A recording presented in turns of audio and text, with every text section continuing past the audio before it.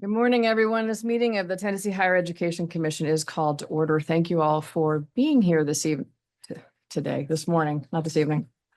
Attendance, we will first call roll for those joining virtually. Just a reminder to please state whether there's other people present in the room with you. Madam Secretary, please call the roll. Chairwoman Scarlett, Here. Commissioner Allman, Commissioner Brackett, Commissioner Matlock, Here. Commissioner Perry, Here. Commissioner Rader, Present. Commissioner Ragsdale, Here. Commissioner Smith, Here. Commissioner Stafford, Present and alone in the room. Commissioner Wood, Secretary Hargett, Present. Treasurer Lillard, Comptroller Mumpower, Here. and Commissioner Morrison. Here. Chairwoman, you have 11 members present, 11 voting members present, and 12 members present. Thank you very much. Our first item is the adoption of the agenda for today's meeting. The University of Tennessee Knoxville has withdrawn 2 of their academic programs, Sustainability Master of Science and Retail Hospitality and Tourism Management Master of Science. I would therefore propose that we amend today's agenda to remove both of these items. With no questions or objections, I'll entertain a motion and a second to adopt the agenda as amended. So moved. Second. Any other conversations? No objection, Madam Secretary, please call the roll. Chairwoman Scarlett, Aye. Commissioner Brackett, Aye. Commissioner Matlock, Commissioner Perry, Aye. Commissioner Rader, Aye. Commissioner Ragsdale, Aye. Commissioner Smith, Aye. Commissioner Stafford, Aye. Commissioner Wood, Secretary Hargett, Comptroller Mumpower. Yeah. Chairwoman, you have 11 ayes. Excellent. Motion carries. Next, we have public comment. Dr. Gentile? Madam Chair, there are no public comments for today. Okay, thank you very much.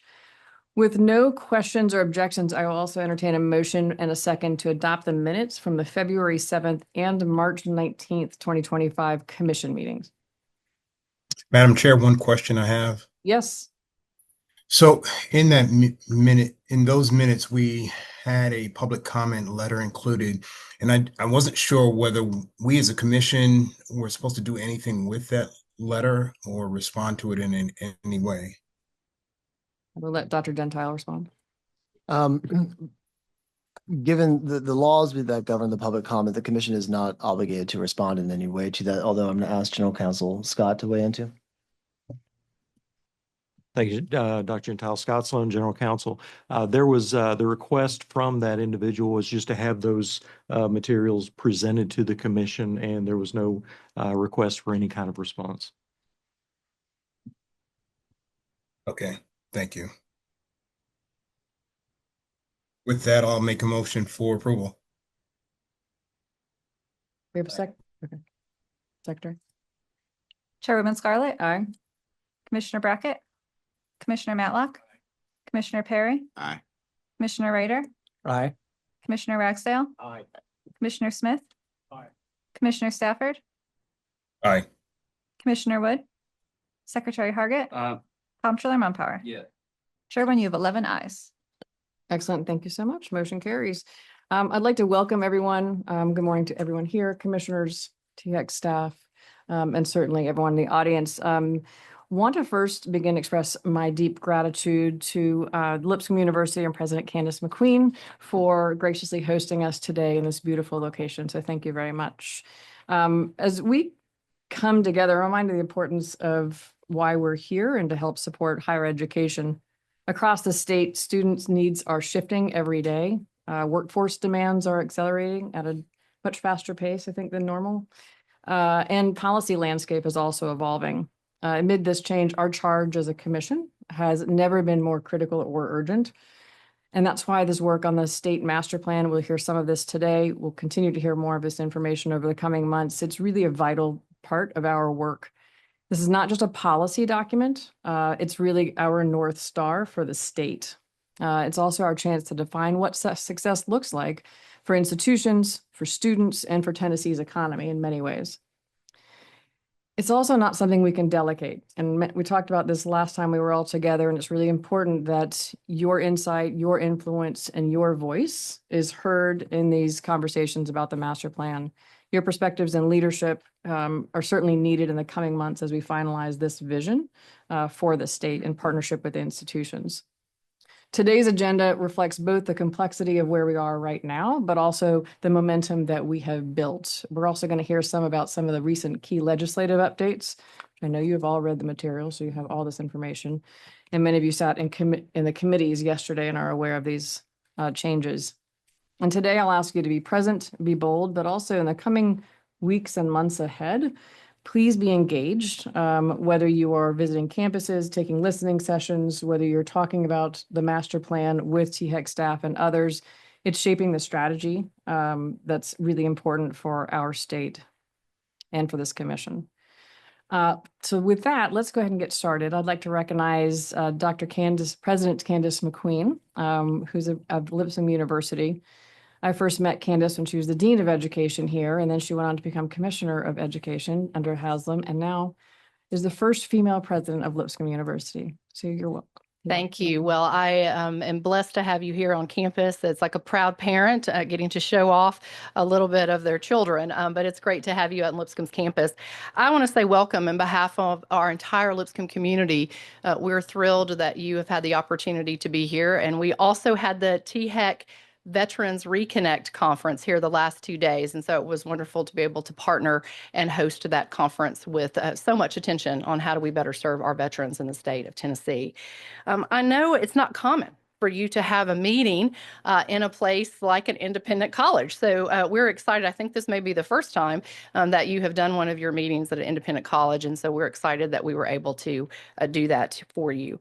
While we all have different settings in our universities, we all have a common mission. And that common mission that I know THEC uplifts every day is to make sure we're serving each of our students very well and giving them opportunities for their future. And certainly you have done that and strengthened Tennessee in a way that we are so proud of. I have to say this particular week, it was exciting to have a representative from THEC come to our Tennessee Independent College and University Association meeting to talk about the master plan and how we can work closer together to make sure higher education is strong across the state. She did a wonderful job, and so thank you for the opportunity to continue to connect dots across all of our higher education community. I also want to thank all of you for your dedication to students in Tennessee. That is why we're here. The very first day I spoke at Lipscomb 4 years ago, and I was standing in front of the entire student body, I said, the reason I am here is because of you. Every day, I want to get up and remember that you are the reason that we do what we do. It's not for faculty. They sometimes think it is. It's not necessarily for our own self-worth and ego. It's not any of that. It's not for power. It's because we're here to make sure students have a better life. And so thank you for being such a strong partner and voice on that. So I get a chance to say a little bit about Lipscomb this morning, so I appreciate that. I will be brief, but sort of like a parent who does pictures of their children. I will show you a few slides. This is an aerial view of campus, and so I want to tell you a little bit about who we are. We have been in Middle Tennessee for 134 years. This used to be a farm of a gentleman named David Lipscomb. The farm was then turned into a small campus with about 10 students. And 134 years later, we are proud that we are a place that boasts about 6,200 all in because we also have a K-12 school. So I want to share a little bit about that. We have pre-K that actually starts with 2-year-olds. So we have 2-year-olds, 3-year-olds, 4-year-olds, a 5-year-old pre-K, and that goes all the way up through 12th grade. The high school or upper school is right here on this campus, and then the lower school is down Granny White. So we're a unique place that has this K-12 school and a higher education community that goes all the way up through PhD, all under one governance structure. So we're 2-year-olds through PhD. So if you really want to be in an education ecosystem, start early and go all the way to PhD. This would be the place to be. Our seed school graduation is tonight. So I get to speak at maybe my favorite graduation, which is when we have all of our students who are entering the elementary school complete. I would also love to share that we just had our overall graduation for the university this past Saturday. My daughter was part of this graduating class as well. It was a beautiful ceremony, almost about 975 students in 2 different ceremonies, undergraduate and graduate, walked across the stage. And we're excited that in this busy spring season, we got to stop and celebrate the futures of so many students who now have degrees. I tell them that you are very, very, very unique. Very few people in the world have a college degree of any kind. We are very blessed to be in really the Athens of the South, right here in Middle Tennessee, with 21 institutions of higher learning, and for them to get choices where they can get a graduate degree. This fall, we did have a record-breaking year. We had our largest freshman class in university history, and that broke the record that was set the year before. So the mission here, certainly Nashville, the academic programs continue to resonate, and we continue to bring in great students to Middle Tennessee. The beauty of that, y'all probably know the numbers, about 62% of students who come to Middle Tennessee for school stay in Tennessee. It's a great infusion of talent when we have all of these universities right here in the state. We also have some monikers. I'll just point to a few of them. We are named the number 13 best Christian university in the nation this past year. We debuted on the Wall Street Journal's best colleges in the U.S. That was our first opportunity. It was great to see us on that list. Our undergraduate business continues to be ranked number 1 by Poet and Quants. We've been top in the nation for 9 years, and we have a very unique animation program with 2 Disney animators. It is top in Tennessee. It's one of our fastest growing programs, and we're number 13 in the nation in animation. And the College of Education has been ranked again top in Tennessee for teacher effectiveness. And then beautiful moment, our honors college, which is kind of a hidden gem literally, was named a hidden gem along with Purdue and the University of Kansas and the University of North Carolina, Chapel Hill this year. We're also a place that's known for service. And I want to point to this picture because this is a group of our engineering students who go now 12 years. They go back to some of the same communities in Honduras, in Guatemala, and other developing countries to help them build bridges and clean water systems. They build prosthetic limbs for veterans and students that they have worked with for some time. And what's exciting about this is part of our Peugeot Center that's unique in engineering that allows every student every year to have either a domestic or international mission opportunity where they get to use the skill set that they've learned for some type of work on the ground. So they're learning purpose within their job, but also purpose outside their job. How do they use their strengths for something good? We had a record-breaking Giving Day. This is a big deal. Many universities have a Giving Day at some point during the year. We broke records and had $3.1 million raised in 24 hours and continue to bring in more and more donors. That was a donor record-breaking moment for us as well. And then last year was fantastic. We went to the NCAA tournament for the second time with our men's basketball team. This is a picture from Milwaukee where we played Iowa State.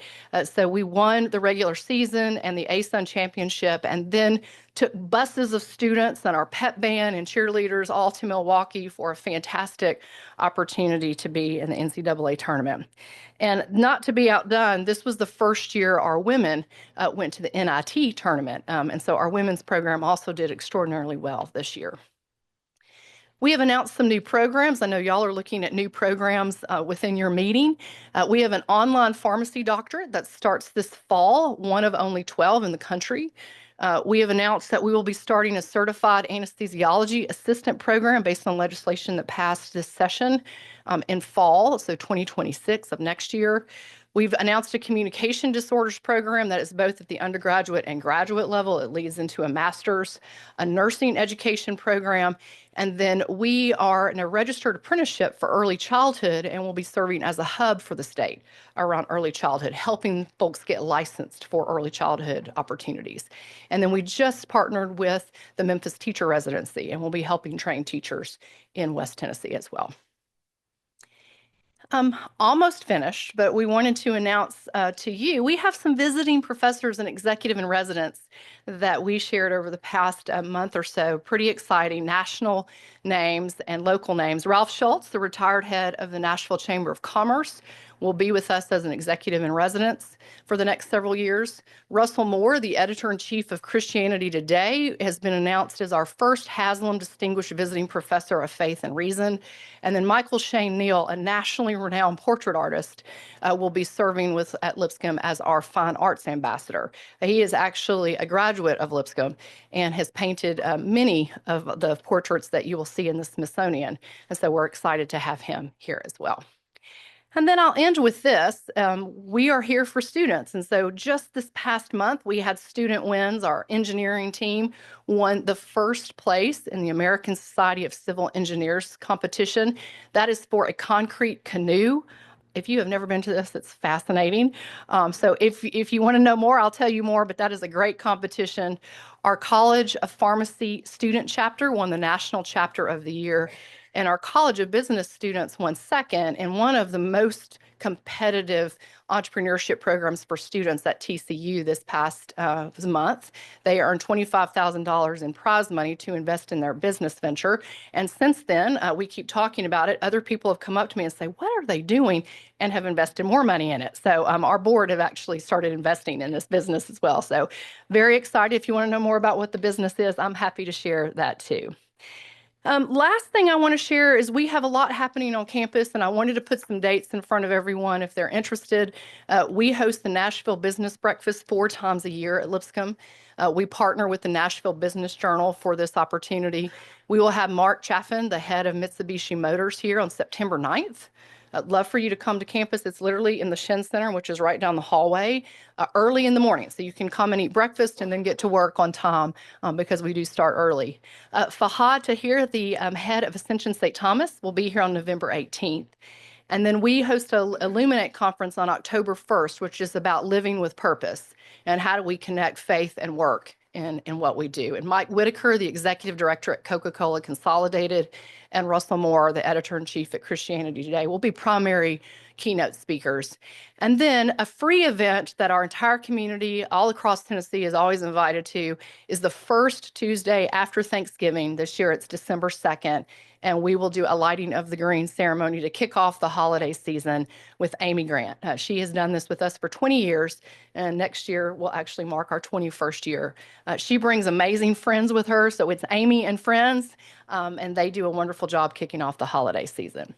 So I want to end by saying thank you for coming to Lipscomb again. I hope this gives you a little bit of some of the things that we do on our campus that we are so proud of, and hope that you will come back, Stephen, anytime you would like to. Thank you.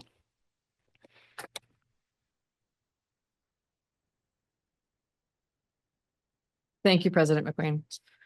Next up, we will hear from Dr. Gentile, his executive report.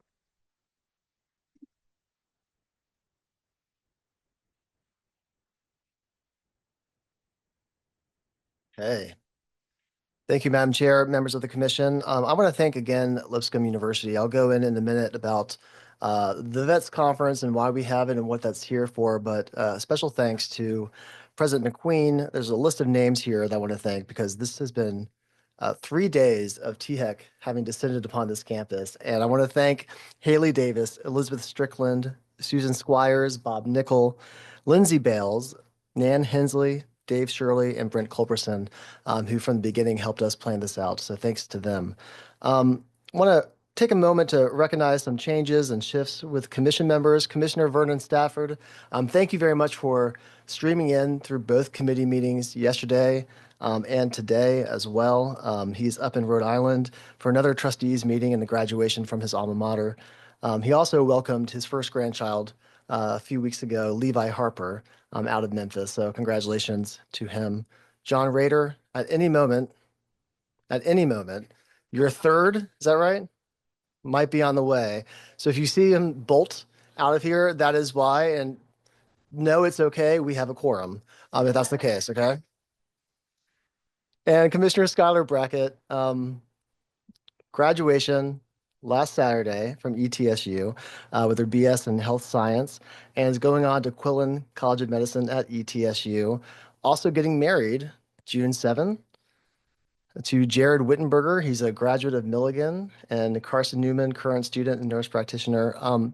When we first learned that you were going to be our student commissioner, Dr. Noland reached out to me singing your praises, saying how much of an impact you've had on the campus.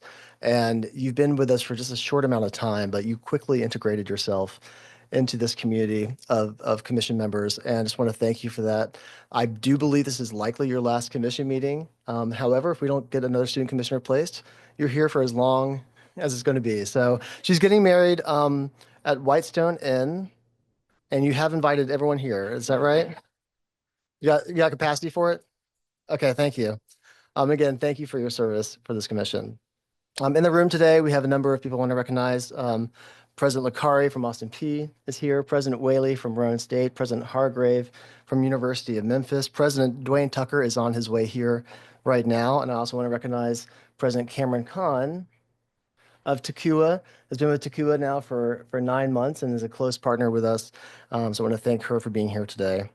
Other movements, I mentioned in the Access Committee yesterday that Dr. Bruce, Provost at Tennessee Tech University, barring board action, is going to be the chancellor at UT Chattanooga. Congratulations. I know Charles Wood is thrilled as the head of commerce there, so congratulations to you.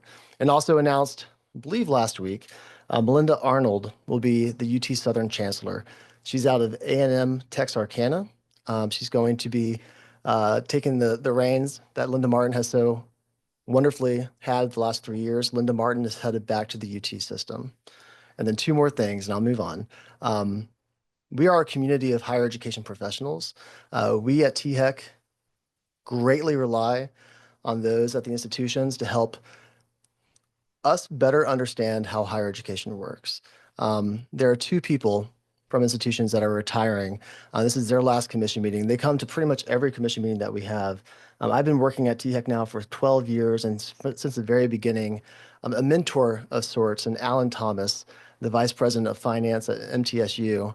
He's retiring. Alan, you here? Thank you so much for all your guidance over the years. The CFO community here in Tennessee is very strong. They meet every other week. And Russell from my fiscal policy team helps convene that group. He's always a leading voice on these conversations. And Maria Cronley, the provost at Austin Peay State University, is also retiring. And I know she's been instrumental in the provost chief academic officer meetings as well. Maria, well, thank you, Maria, for all your guidance and support here. So the Vets Reconnect conference that we've had here the last few days, this is an event that we've been having now for nearly a decade. The Vets Act passed back in 2014, and it recognizes higher education institutions that support military. President Noland, President Oldham, welcome.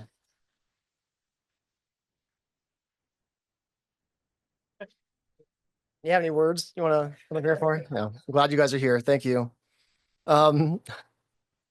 The Vets Education Transition Support Act in 2014 recognizes campuses that best support military affiliated students. And we say military affiliated because that's the population of veterans, of those who are active in the military today, those sons and daughters of veterans and military active personnel as well. It's a unique community that bring a lot of strength to the academic program. However, as I've said many times before, we in higher education don't make higher education easy to understand. And there are experiences that veterans bring to the table that can greatly translate into academic credit. There are benefits that are specific at the state level and the federal level for veterans that can be hard to navigate and get through. The Vets campuses that we recognize have that recognition, that distinction, because they make it easier. They have dedicated personnel on their campuses. They engage in professional development. They come to conferences like this, and this is a conference that had public and private institutions, their vets support personnel from those institutions. We had similar groups here from Texas, bordering states as well. This is open to a 200-mile radius of institutions, and they come here and they share and they collaborate to better understand how they can help those who have served our country.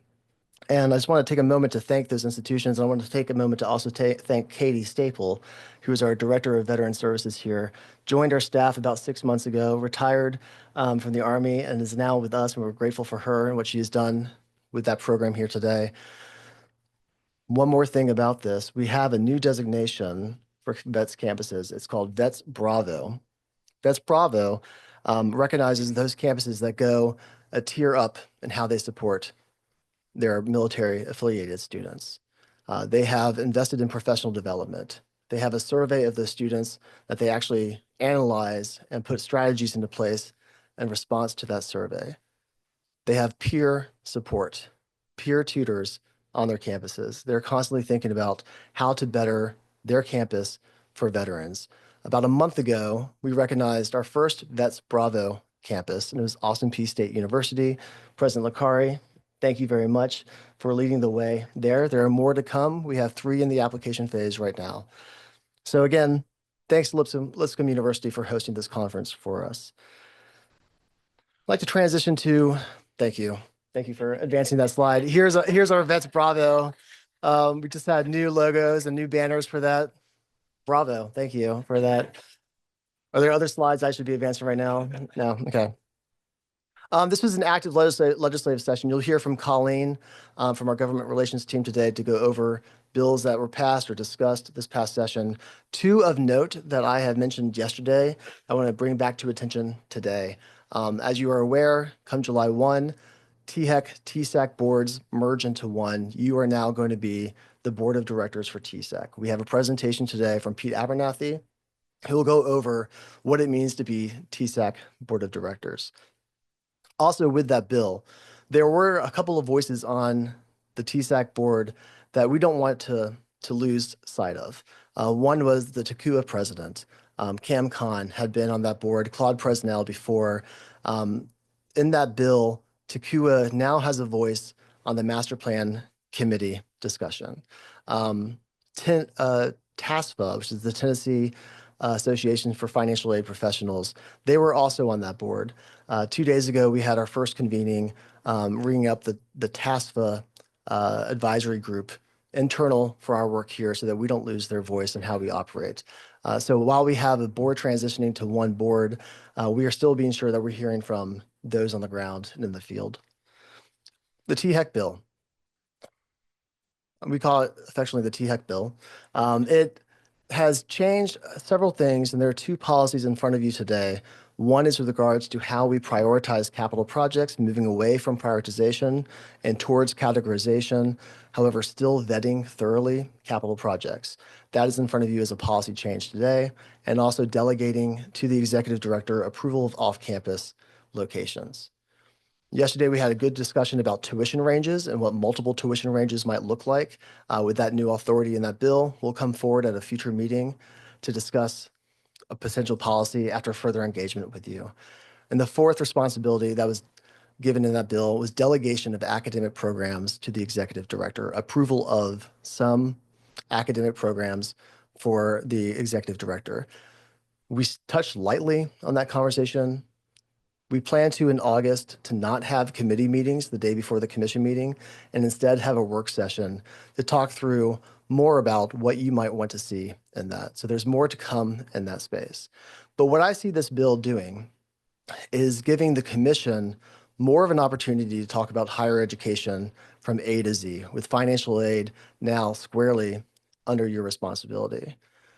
I feel that over the last 10 years, THEC has been addressing the higher education enterprise, I would say, quite frankly, on the margins. One academic program at a time, one tuition increase at a time, not taking a step back and thinking, how can we better higher education overall? How can we ensure that the community colleges and the universities are working together to ensure that students can articulate from one to the other? How do we make sure that financial aid is going where it should be going?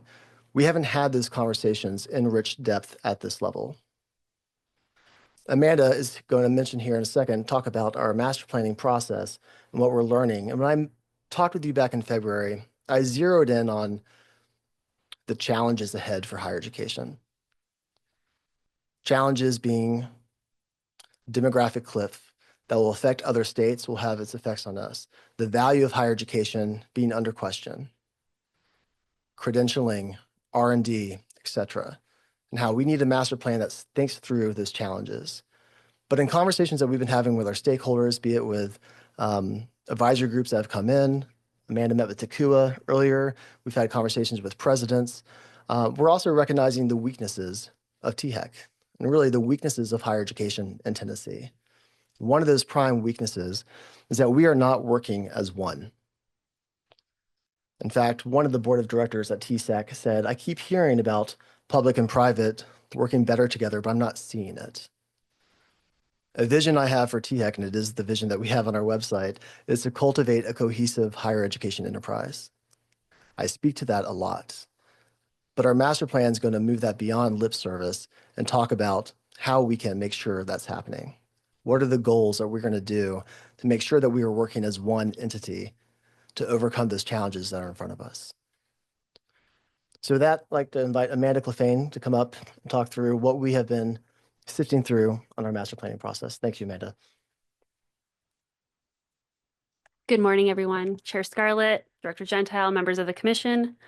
I am going to, here we go, share a little bit of an update for where we are in our master planning process, as well as Stephen just highlighted, build off of what we're hearing so far.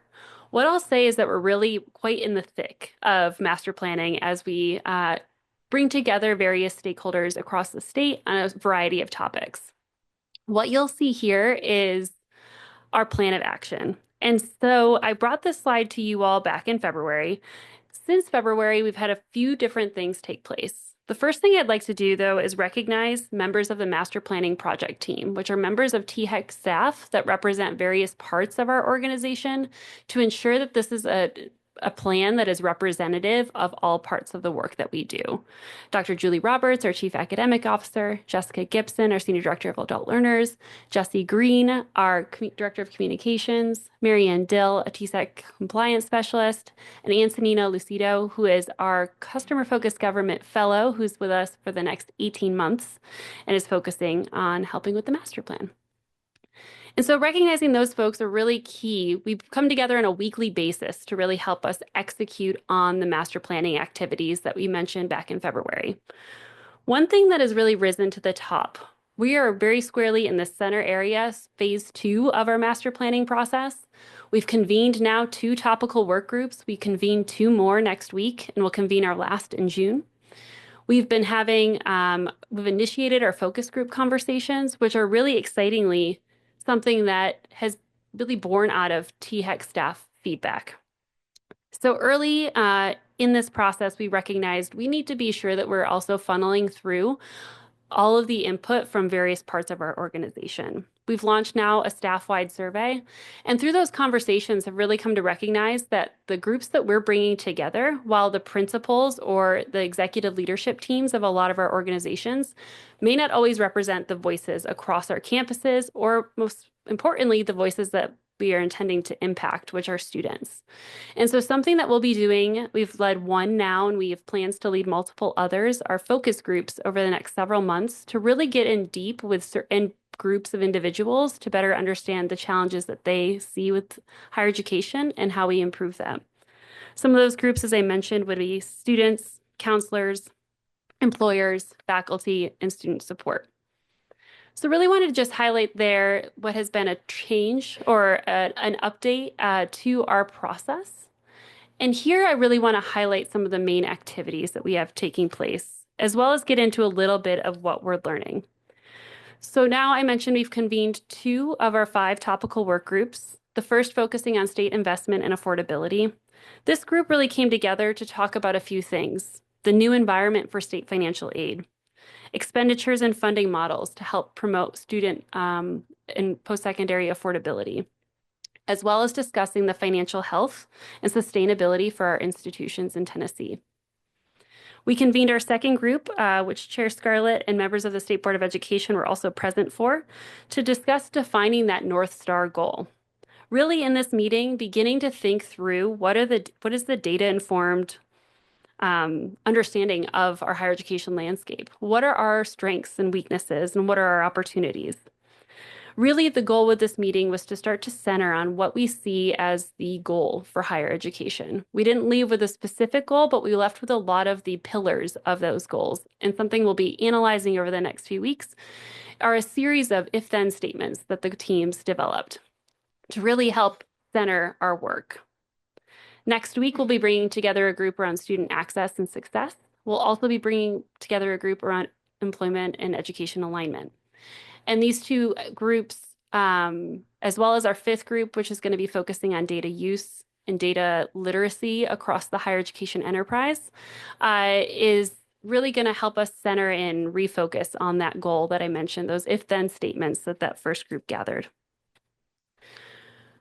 What we'll be doing later, I guess early next month, is bringing together as well all of THEC staff to come together around the master plan, again, elevating the voices of our staff to this process. And then we'll be really shifting gears when we wrap our final focus groups up into that writing phase. And that's something that I intend, and when we come together in August, to have some really meaningful documents for you all to be reacting to.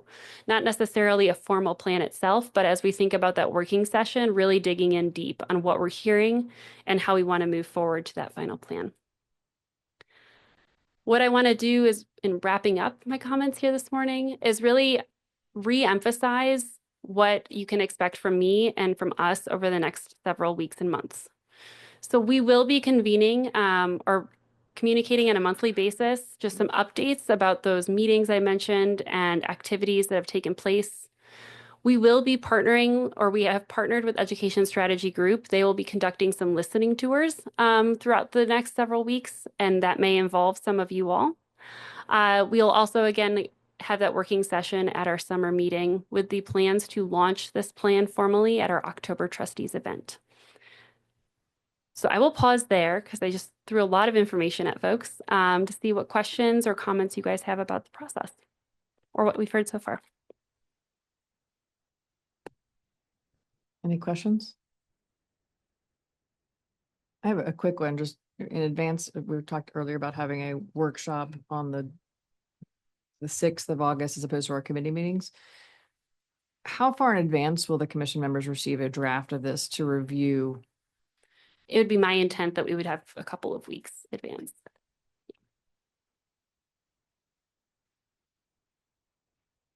Okay. Thank you all. Thank you, Amanda. And then to cap my report, President Tucker just walked in. Hello, President Tucker. The gang's all here. Thank you. I want to recognize new employees that we have. We have a few. Katie Nixon Thomas, she's our Veterans Education Specialist. She'll be serving the western part of our state. We have the Veterans Reconnect team, but we also have teams that go to all of our institutions to make sure that they are in alignment with federal guidelines when it comes to federal benefits. So Katie Nixon Thomas will be helping that team. Josh Nave will be the Director of Academic Affairs, working with Katie Brackett and Julie Roberts. He's joining us directly from Southwest Tennessee Community College. And technically his first day is tomorrow. So thank you for being here on your own dime with that. We have several fellows. Antonina Lucido was mentioned as our Governor's Management Fellow. She'd be joining us for 18 months. That is a benefit that the administration gives to different agencies and to cabinets. She's been a wonderful addition to our team. And then 3 fellows, Savannah Brewer, she's from MTSU. She just graduated working with our comms team. We have Hope Murphy. Hope, are you here? Hi, Hope.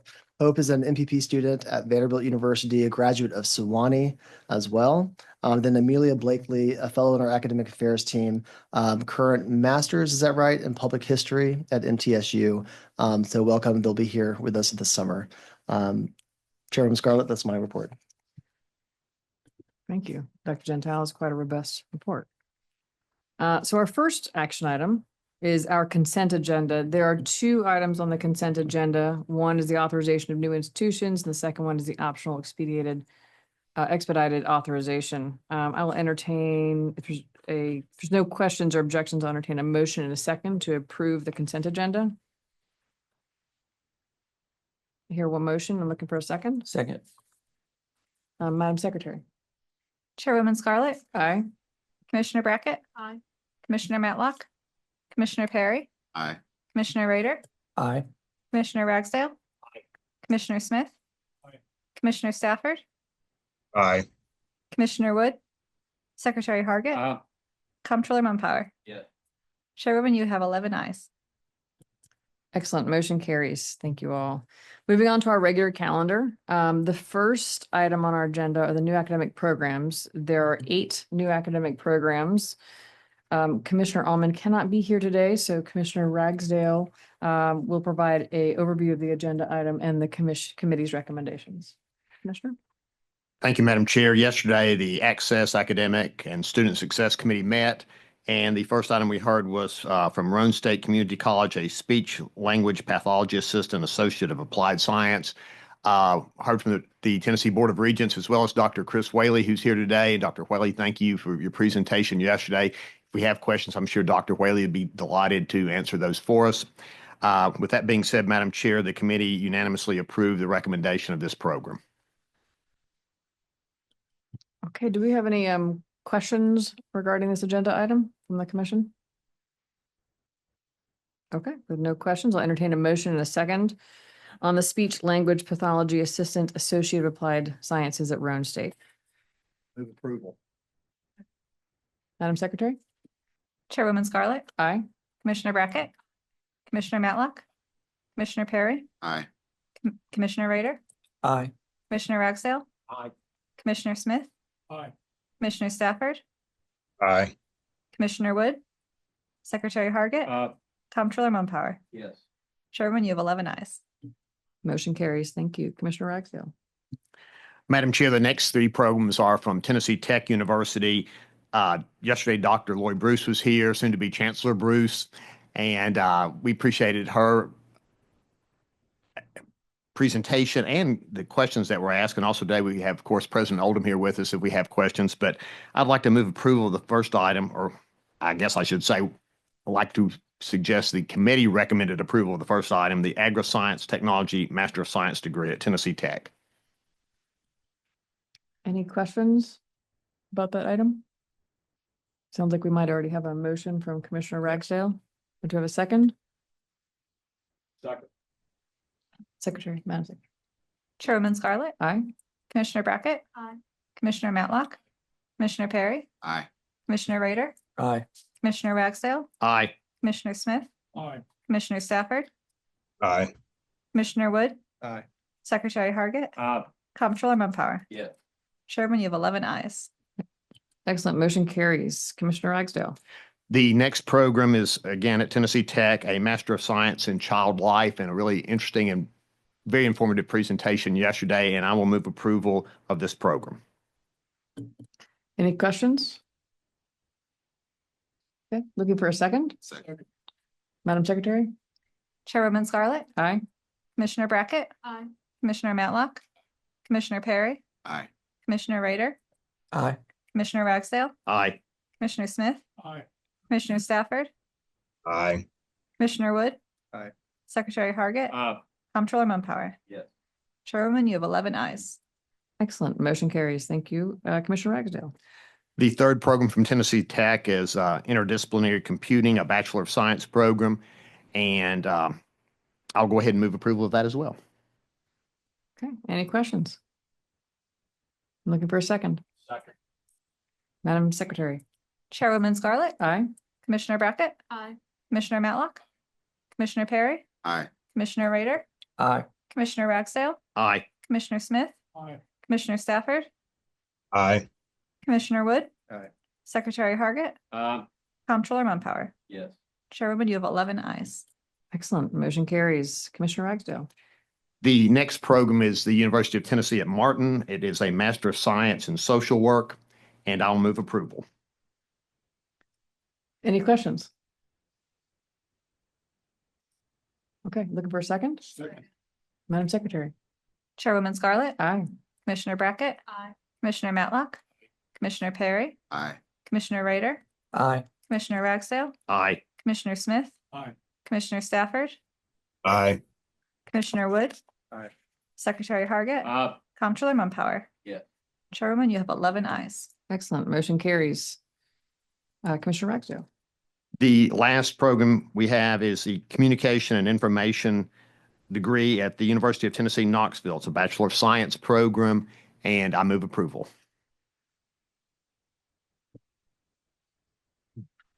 Any questions? I'm looking for a second. Second. Madam Secretary?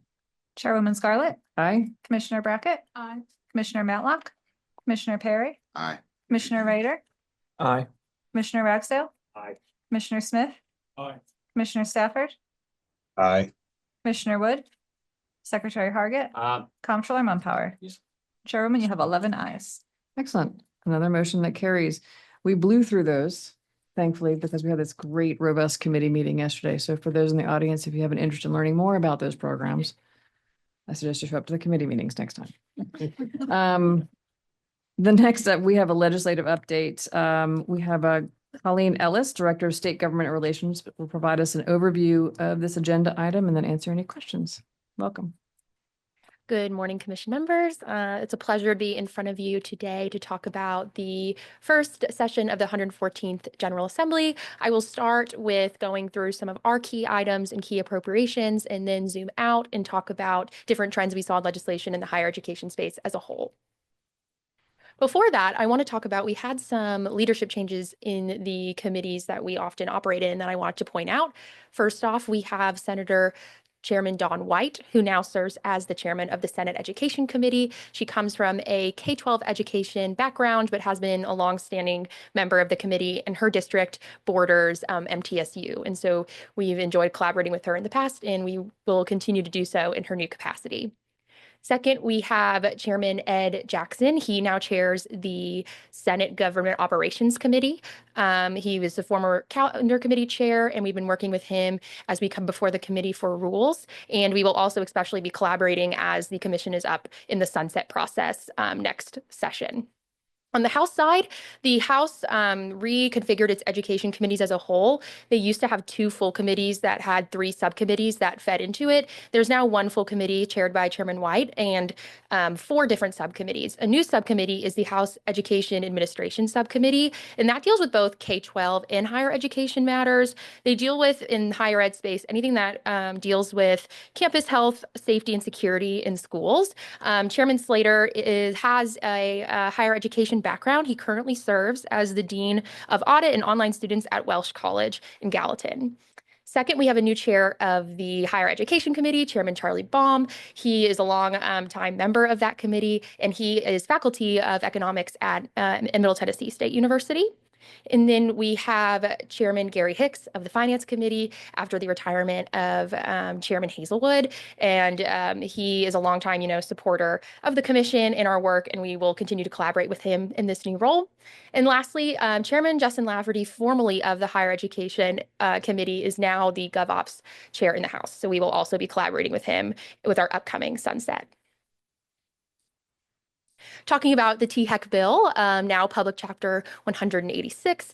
This was a huge accomplishment for the commission to kind of modernize and clarify our role in the higher education space while still, keeping our mission as a kind of touch point for accountability and stewardship in the space.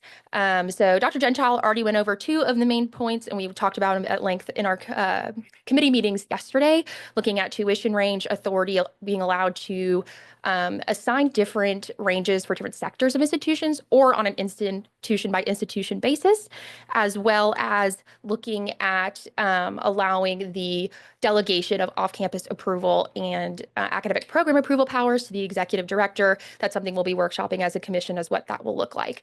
Another exciting accomplishment of this bill is adding our access and career readiness initiatives into our statutory charges. Why that's important is because we have 3 great advisory programs that serve over 30,000 students on a one-on-one basis, helping them get involved into the higher education space. And we want to continue that work in the legislative space, and so having that in our statutory charges allows us to do that and to continue that really important work. It also allows the executive director position to be subject to the same kind of public notice and confidentiality provisions that our current institution presidents and chancellors are subject to. I know this commission has gone through that process and was hoping for that, so we are excited to get that on the code books as well. It also changes how we will be handling our capital kind of process. We talked about this a little bit yesterday in the committee meeting.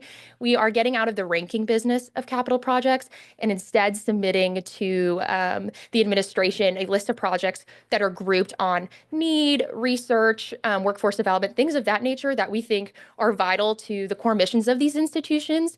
And I think this process will allow for more collaboration and transparency between us and the institutions through this process. So we're very excited about that as well. Looking at the THEC bill, as we call it, this will be effective July 1st, 2025, and it moves the THEC governance under you guys, as we discussed, and also adds TCUA to that master planning committee. We did also repeal 2 scholarship programs. That's because they were in wind down in favor of the Future Teacher Scholarship Program, which I'll get to in a little bit. And then lastly, we just cleaned up some citations in some of our programs.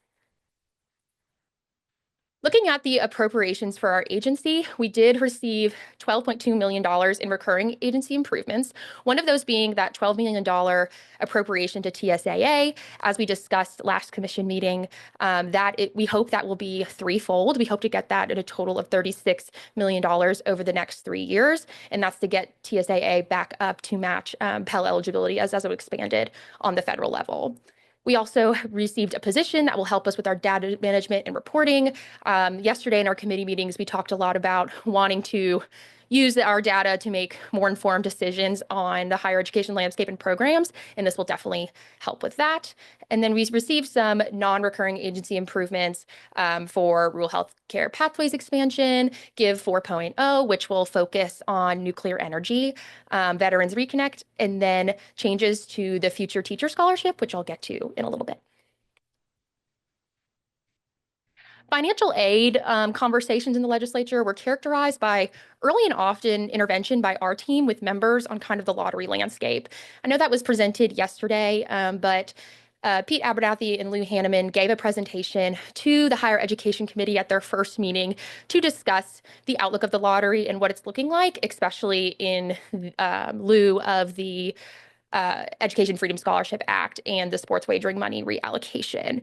In the wake of the shortfalls we are experiencing and the country is experiencing in lottery projections, there was a lot of discussion about being mindful before we expand any of our lottery programs, to stay committed to the ones we have before we look at expansions. So therefore, you'll see all of these bills listed on this slide were bills that were proposed to expand any sort of lottery program that were pushed on to next session just to wait and see how the lottery continues.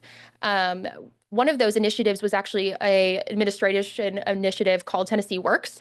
Tennessee Works has huge support on its policy merits. It allows for kind of a reimagining of our TCAT scholarships to allow for more support for students for cost of attendance costs, such as equipment and things of that nature. It has, once again, huge policy support. It made it through the education committees on that merit, but was paused in finance because we are looking at the lottery outcomes. We want to be really protective of our current programs, and that appetite is definitely there in the legislature as well. So we were excited to see that they are still really committed to that stewardship. There was also House Bill 1344, also Senate Bill 1359, brought by Leader Lamberth and Finance Chair Watson. It allows for TSU to access some of its capital funds appropriated in 2022 for operational use. It kind of laid out a process for them to be able to do that. The TSU will enter into a memorandum of understanding with the comptroller and FNA in consultation with THEC staff to allow to establish key performance indicators to draw down those funds. So I know are in that process right now of working with the institution, and we're excited for what this could mean as well. Another key theme of legislation this year was surrounding governing boards of institutions.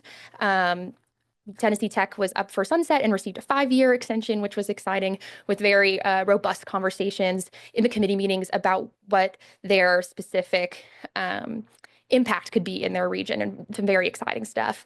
We also had the ability for LGI boards to conduct a closed meeting when they are speaking about contracts and things of that nature. No votes will be taken at this meeting, but this just allows for more robust conversation to be had about possibly sensitive topics, which I know our institutions were hoping for. We also have kind of a restructuring of our board appointments brought by the General Assembly, endorsed by the speakers. Each board, so our LGI boards, our TBR board, and our UT system boards will be growing by 2 members, one appointed by the House Speaker and one appointed by the Lieutenant Governor. Furthermore, once the 2 most senior members of the board roll off, those appointments will no longer be with the governor. It will be with the legislature as well. So the legislature really showed an interest in more involvement on these boards through appointments. And so that we'll be seeing those shifts once those appointments are made. Lastly, there was a large, oh, yes, Dr. I just want to clarify. So before that bill went in, there was no legislative appointed members on these boards. So this is the first integration of new legislative appointees on these boards. Absolutely. Last is the Less is More Act of 2025. It was a large kind of overhaul of a lot of governing boards in the state. Our governing board was not touched specifically, but there was an allowance for boards to have virtual meetings without having to prove necessity. So as long as certain, public participation methods are met. So that will allow kind of for more flexibility in future meetings.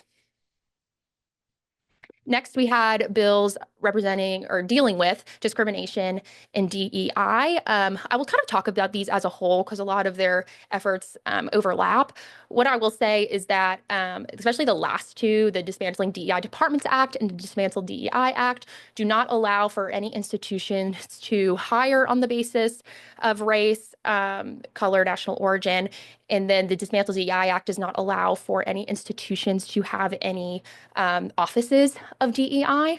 There are exceptions in those particular bills for our higher education institutions. If they feel that compliance with these laws in any way would jeopardize federal funding, they will submit a letter to the comptroller explaining that, and the comptroller will make a judgment on if they need to continue with these actions in order to secure federal funds. There is also that first one, discrimination or in admissions or financial aid. It states that any scholarships, including any endowments, cannot be given to students on the basis of race alone. And so I know institutions who have any sort of demographic endowments are working to make sure they are in compliance with these laws. Some other higher education initiatives I know people have been interested in. Another name, image, and likeness update. I know it's been in the news a lot, especially in Tennessee lately, about the NIL landscape. The lack of federal legislation on this matter causes us to come back every year and kind of update based on court decisions and things like that.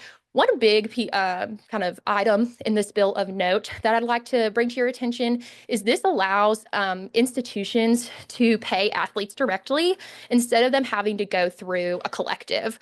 There have been concerned that some of these collectives are predatory to our athletes, and so these institutions can pay directly. Of note, of course, there'll be no public dollars in these transactions. This will all be kind of booster activities. But that is now allowed. Future teacher scholarship changes.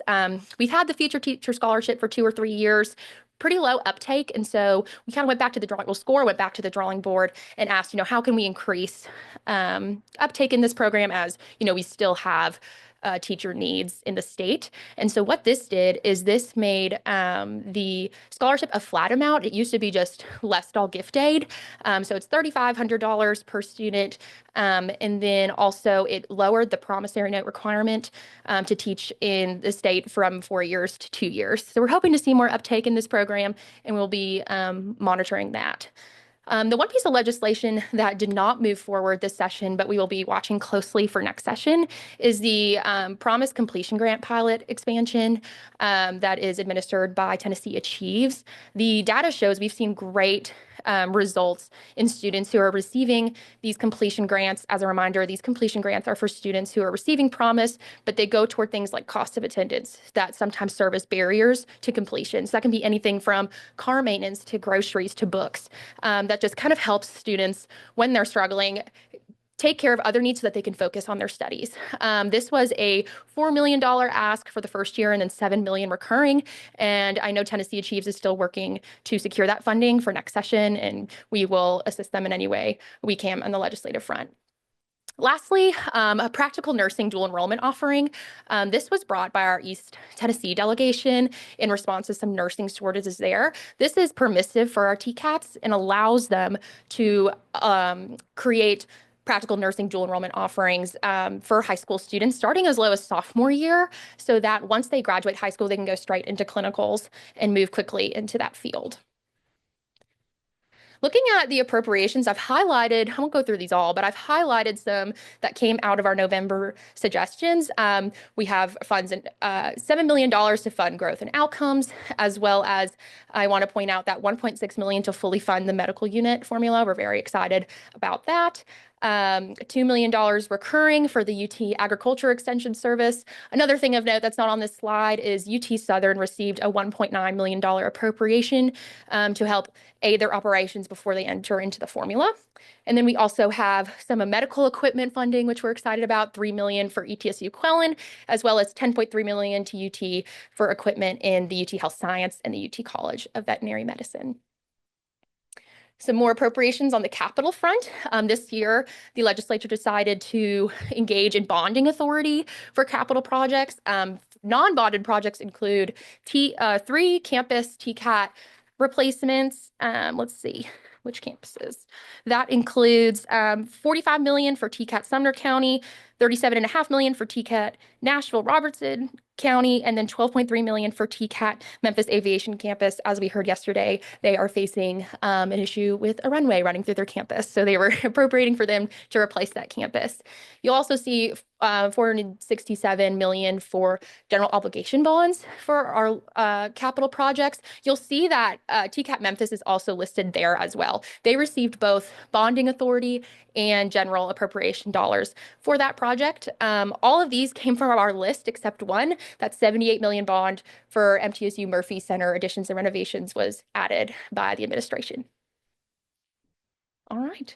I know that was quick and a lot. If you have any questions, I stand ready. Yes, Commissioner Matlock. Thank you, Madam Chair.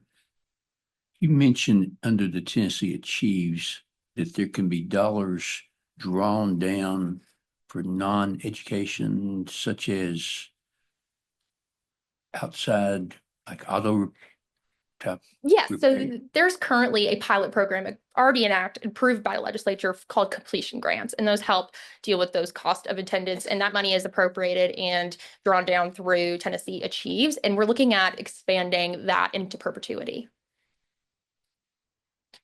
There was also an indication that we're paying people to attend. Did I misunderstand that? Not paying people to attend, no. It's just helping students who are promised students reach their degree and helping them kind of get past some of those life hurdles and financial hurdles they may be experiencing.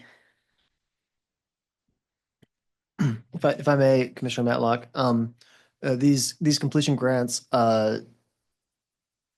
they're relatively new to Tennessee from a state perspective, although institutions have been giving out grants like these for a long time.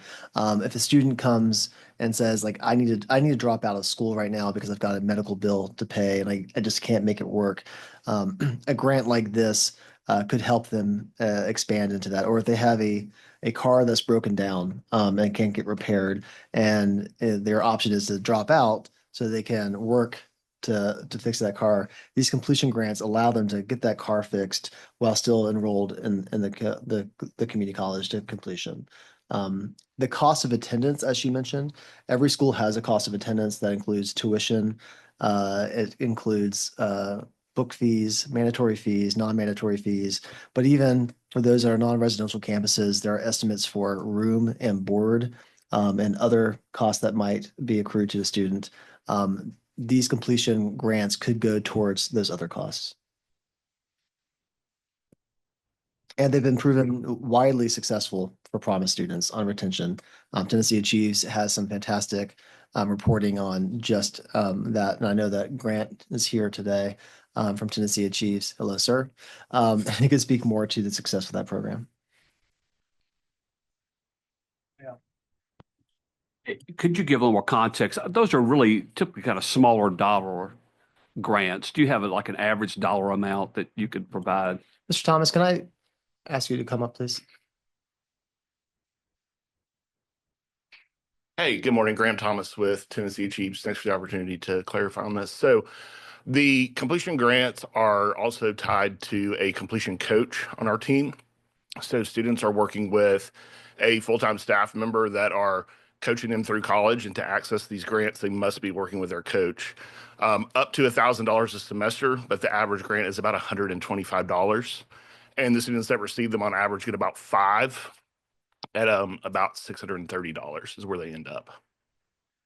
It's paying for things. Number one expense is travel. So gas cards, bus passes, things like that. Second is groceries. And then it drops pretty significantly to computers, books, things like that. We've seen the graduation rate for these students move from 19% in Tennessee Promise to 41%. So pretty significant return on investment there.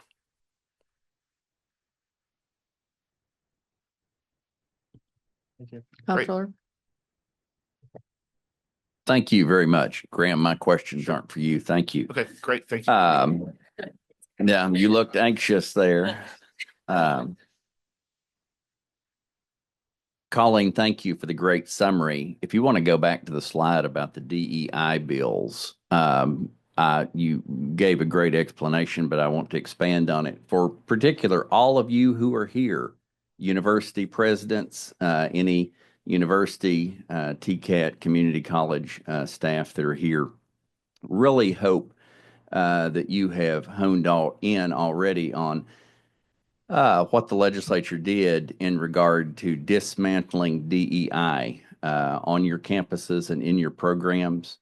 It's very important because they also gave the comptroller responsibility for oversight of that. And what I hope you'll do is make my job very easy in that there is nothing to find. I can't emphasize to you how serious the legislature is about the dismantling of DEI. I encourage you not to just paint over the DEI sign and move this programming into another space or reimagine this programming in another way. The directive both from the federal government and from the state government was very clear and unequivocal.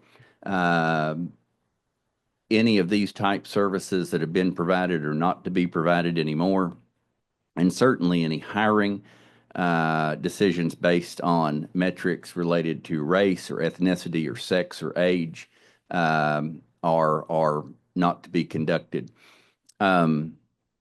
Many of you probably know that the Tennessee Comptroller's Office is also the contracted federal auditor for any federal funds that are in your programs. And so we'll be looking, and there have been quite a few federal mandates as well that you eliminate this type of thing. I will say in particular, just as Colleen mentioned, the legislature did create an exemption process.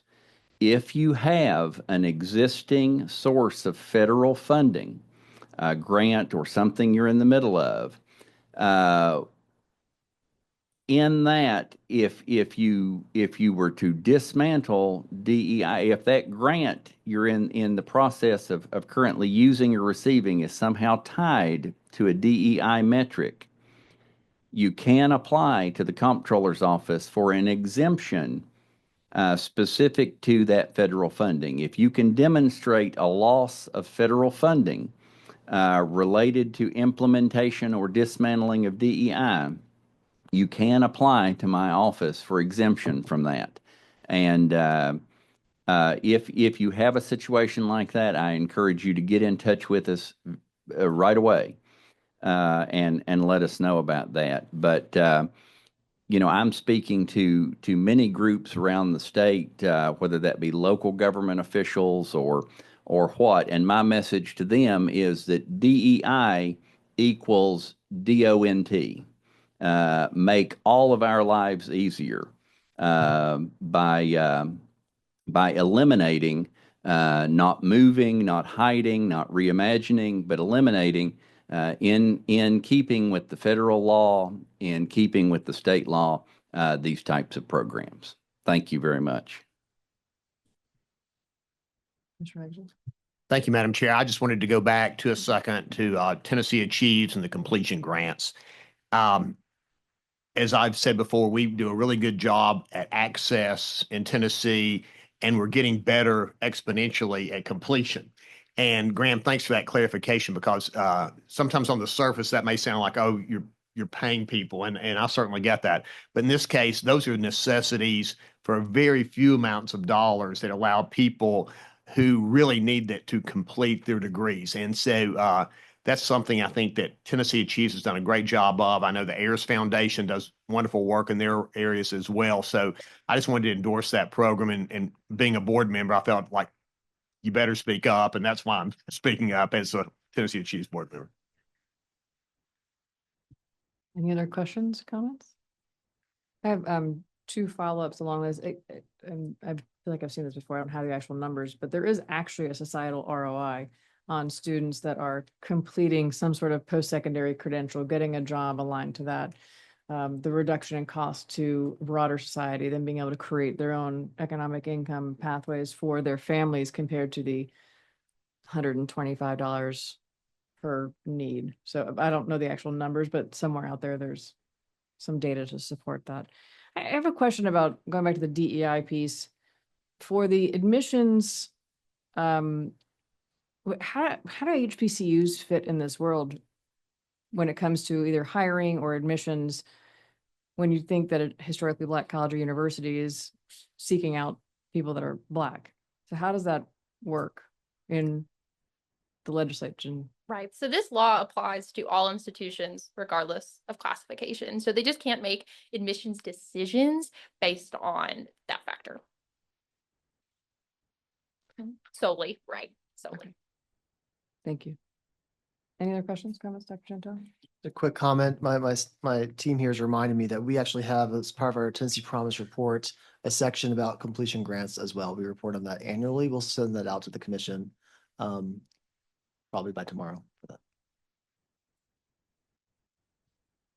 Thank you, Colin. Thank you, Ms. Ellis. So the next item on our agenda is the revision of the academic policy A 1.4, the off-campus instruction. Commissioner Ragsdale is going to provide us an overview of that agenda item and the committee's recommendation. Commissioner Ragsdale, you are recognized.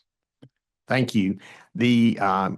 We debated this issue, we talked about this issue, and the committee ultimately recommended approval of this issue. So if there are thoughts or questions, somebody with a higher skill level than me probably needs to delve into that, but the committee did recommend approval. And I'll move approval. Second. Any questions? Madam Secretary? Chairwoman Scarlett, Aye. Commissioner Brackett, Commissioner Matlock, Commissioner Perry, Aye. Commissioner Rader, Aye. Commissioner Ragsdale, Aye. Commissioner Smith, Aye. Commissioner Stafford, Aye. Commissioner Wood, Secretary Hargett, Comptroller Mumpower. Chairwoman, you have 10 ayes. Okay, motion carries. Thank you all. Next up, we have the financial policy 1.0 on capital projects. Treasurer Lillard unfortunately cannot be here today, so Commissioner Smith will provide an overview of the agenda item. Thank you, Madam Chair. The Finance and Operations Committee met yesterday to review financial policy. And then a clarification, Scott and Rich. It's listed here as 1.0, but in the document, it's listed as 4.0. And I should have brought that to your attention before.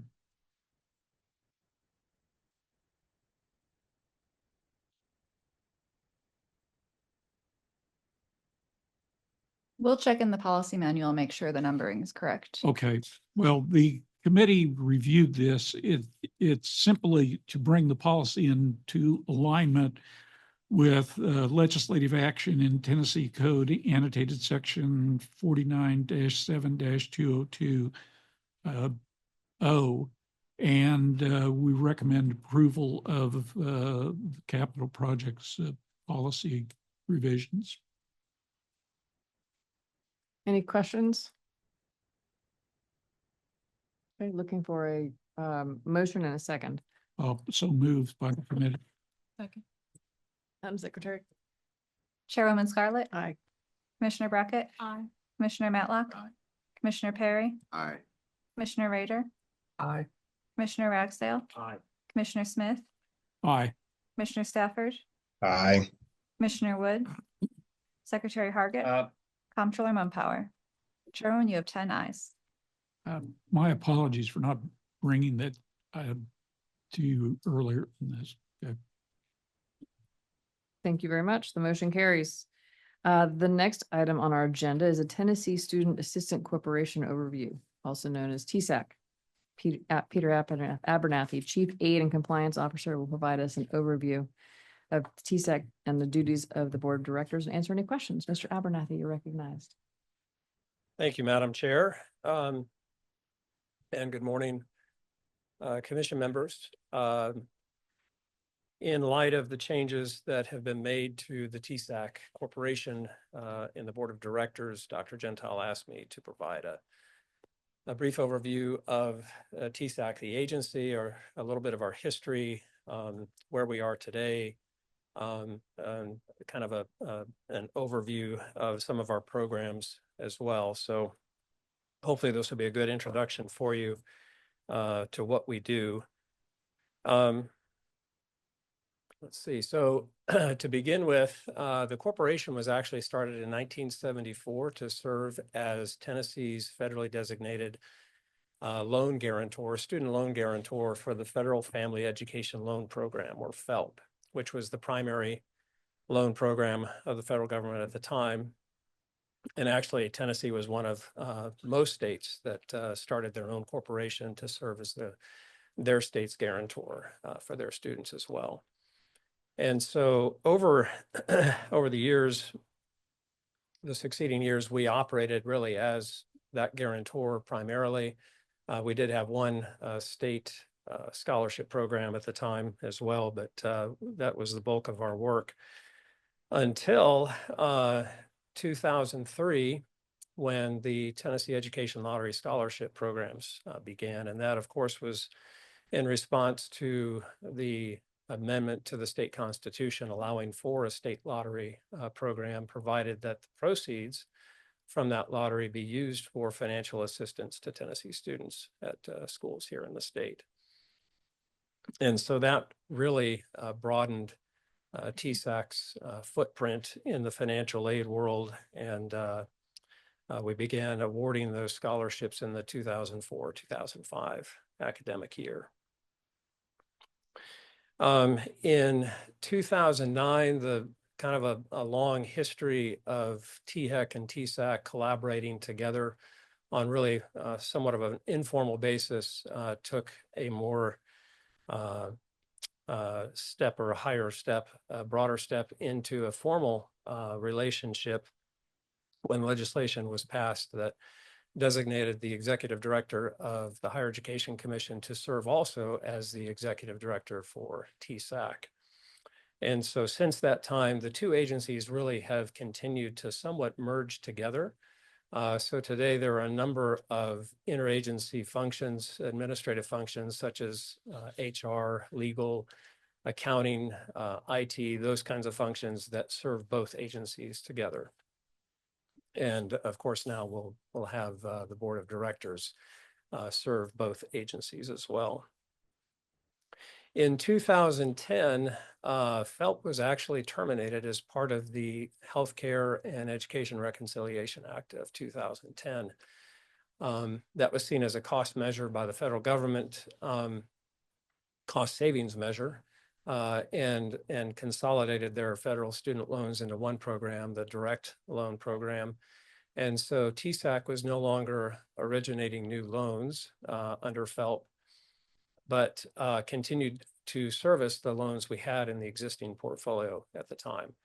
But with that change, we knew there would come a day when the revenues that were generated through the FELP program would no longer be able to support the administrative function of that program. At one point, I think we had over $5 billion in guarantees. And so it was a massive effort to maintain. So in 2016, we decided to go ahead and transfer what was left in the portfolio back to the U.S. Department of Education, and we exited for good the federal student loan side of the house and focused all of our attention then on our state scholarship programs. Historically, our board of directors has had a few minor changes to membership. But the current membership is 15 members, with the governor serving as the board chair, and then representatives of state government leadership, including higher education entities as well. Two of our board members, though, are also serving here on the THEC commission. That would be the comptroller of the treasury and the state treasurer. And then also, of course, Dr. Smith is serving on the THEC commission and was our executive director for what seemed like a very long time, in a good way, in a very good way. But he is no, the three of these members, though, I think will bring a great deal of experience and knowledge about THEC to the commission, and will help, I think, a great deal in that transition process. So we're glad to be able to have them serving here with the commission. The budget and the rulemaking processes really, again, historically have been the major or the primary action items on our board agendas. So presenting the annual budget, recommended budget to the board for approval, and then anytime a rule is adopted, a new rule or an amendment to a rule, those have gone before the board as well. So aside from that, and aside from any other information you all request from us, I think that should be the breadth of our space in your bandwidth here on the commission. Hey, Pete, Yes. just want to intersect here, and that the rulemaking, that would be a bigger change for this commission. This commission does relatively very few rules, if any, only really for division of post-secondary authorization. TSAC does a lot more with rules because the actions they make, whereas this body, typically the actions make here affect institutions, so therefore no rules. The actions TSAC has made affect students directly, and that's why there are rules, so Tennesseans are affected. So I think this body will see more rules coming through than they're used to. Right, and that's a reflection in large part because of legislation that changes financial aid programs, so we have to amend often our rules to kind of keep up with those changes.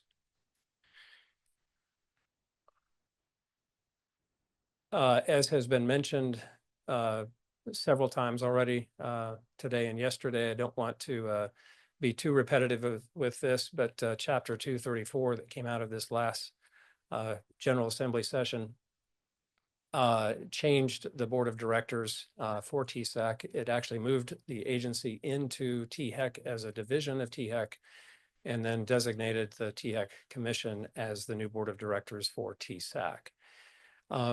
One of the important things to note, though, and that again is effective July 1, but one of the important things to note is that the statutory construction for the agency, the name, our programs and operations, our staffing, our budget, nothing else is impacted by this change. We will continue to operate as we have before. And so one of the benefits through this is that from the perspective of the students and the schools that we serve, they should see no disruption or any change at all for them. All of this is really kind of behind the curtains movement, but our interaction with, our relationship with students and schools will continue to operate as they always have been.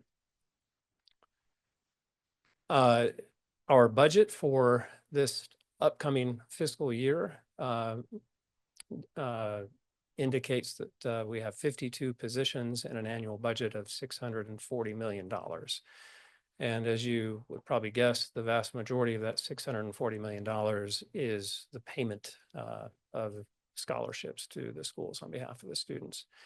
It also goes to help support the functions of the agency, which of course is that payment process of the grants and scholarships. We do a lot of training to post-secondary financial aid staff across the state at public and private institutions, really anybody who uses our financial aid. We have a call center that answers questions from the public on a daily basis. We have a compliance team that monitor all of the post-secondary institutions that use our aid to ensure that they are administering those programs according to the state regulatory guidelines. And then finally, there's an outreach team which travels from one end of the state to the other and visits every public and private high school each year to educate the students on what their options are for financial aid opportunities going into post-secondary schoolwork. And so they do a great job on that end as well. Let's see. So moving more into the programs themselves, I want to take a few minutes to just kind of highlight what programs we have. I'll go into a little bit deeper detail on, I think, 6 of these programs, our largest programs. But in general, we have 18 grant and scholarship programs, 13 of which are funded through the lottery, and the other 5 are primarily state funded. To give you a sense, though, of what kinds of students, who the population of students we serve are, we serve high school students. So we have 2 programs that are specific to students in high school to allow them to take post-secondary courses while in high school and earn credit that they can then transfer to their post-secondary work after graduation. We, of course, serve the traditional age student, which are those that graduate high school and move right into college, as well as adult learners. I believe this is true still, but a year or 2 ago, we looked to see what the oldest student was that received our Tennessee Reconnect grant. And she either accepted or graduated at the age of 82 with an associate degree. So we service really high school through senior citizens. So a wide range of students, but it's great to see that kind of participation, that interest in college from across the spectrum. But we have programs that serve low-income students, high academic achieving students, foster children, dependents of first responders who are either killed or permanently injured and disabled in the line of duty, students with intellectual disabilities, veterans. We have a program specifically for graduate nursing students. And then a couple of years ago, our Hope Scholarship was amended to expand its use into graduate work as well. So what had been the terminating events for the Hope Scholarship were 5 years, or the receipt of a bachelor's degree was changed to receipt of an advanced degree. So if I graduate with my bachelor's, say in 4 years, I've got 1 year left then to put the hope towards graduate work. From the 2023-24 academic year, we awarded 220,000 individual awards. So that's not the number of students. Those are the number of awards that we made. There are a number of students who do receive more than one of these awards in any given year. So the number of students is less than that, but 220,000 awards in total at 101 public and private institutions at $594 million. In case you noticed, this number of 594 million is a bit less than the 640 million mentioned for next year's budget. The difference in these numbers is that this 594 million is a reflection of actual expenditures on scholarships only from 23-24, whereas the 640 million is our recommended budget, which was adopted by the Governor and General Assembly. But our recommended budget for the budget that will be in place for the 25-26 fiscal year, which would include scholarship payments and then also the administration of the agency. So getting into some of our programs specifically, and I'll just highlight these. And when I say highlight, I mean a very high bird's eye view of each of these. There are a lot more details and complexities that go into each of these that are in our statutes and rules. As you can imagine, there are a lot of different circumstances that students face. So there are exceptions to rules and exceptions to the exceptions. And so it can get pretty complicated, but this is just to give you kind of a quick summary of a few of them. For our Hope Scholarship, which is kind of seen as our flagship scholarship, it's the largest in terms of expenditures and students participating. You have to graduate high school with either a 3.0 GPA or a 21 on the ACT. To continue to receive it, once you're in post-secondary work, you have to maintain a 2.75 GPA for the first or through the first 72 hours, credit hours. And then after that, you have to maintain at least a 3.0 GPA. The award amounts, these awards listed here are for 4-year students and represent a full-time enrollment. So the awards for part-time, the awards for community college and TCAT students would be less than these. But for freshmen and sophomores, $2,250 per semester. So $4,500 for the typical fall, spring enrollment. $2,850 per semester for juniors and seniors and graduate level work as well. Yes. I just want to do this so it's fresh in my mind. So someone has a Hope Scholarship, they have to take at least 12 hours, right? They can enroll part-time, yes, but full-time would give them this level of award. Okay. So I had a parent of a student contact me recently, and I guess I'm curious, what type of training do we give admissions counselors? They may not, I shouldn't even say admissions counselors, advisors around the state. When a student comes to them and they are thinking of dropping their caseload down below that full-time level, and are they advising them that that's going to jeopardize their Hope Scholarship? I have a parent who contacted me recently. Child had a really bad roommate situation, filled with drama, and for whatever reason, they felt like it was in their best interest to drop the class. And then when they chose to do that, they claim, I wasn't there, that their child was not told that, hey, this will drop you below full-time and you will no longer be eligible for Hope Scholarship going forward. Had they been advised that this could jeopardize it, they might have tried to tough it out and at least, see if they could tough out a C and make it up, some other way later on. What are we doing to make sure our advisors across the state know that? That's a good question, and one that unfortunately we see that type of scenario happen more often than we'd like. To answer the question directly, we don't really do any training with advisors. Unfortunately, when you think about 100 different institutions and the multitude of advisors that they have on campus that change from year to year, there's really no effective way that we can advise or train the advisors. We do provide training to the financial aid offices and hope that they will continue to make sure that word is represented to all other offices, because it may not just be an advisor, it may be someone else in some other office that a student talks to and is given incorrect information. We also, of course, do the best we can to ensure that students know on the front end that changing enrollment status, dropping courses during a semester can jeopardize their awards. So always ask someone from the financial aid office or reach out to our office before they make those changes.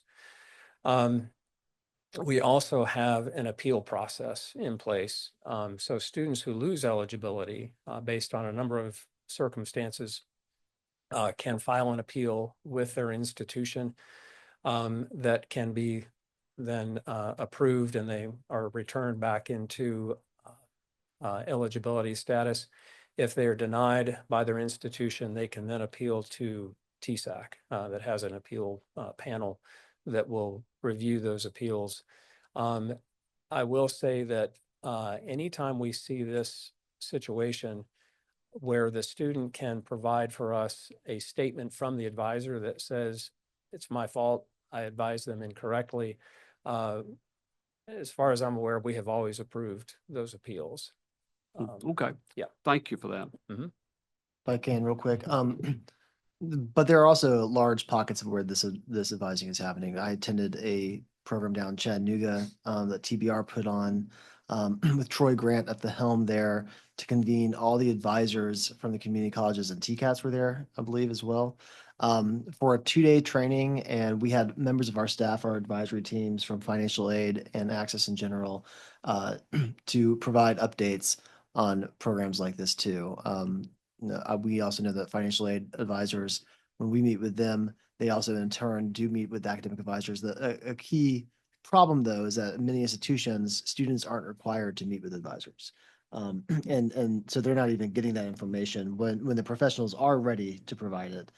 So there's a lot of information gaps, and this actually came up in one of our breakout sessions that we had for the master plan was the need for just robust advising in general.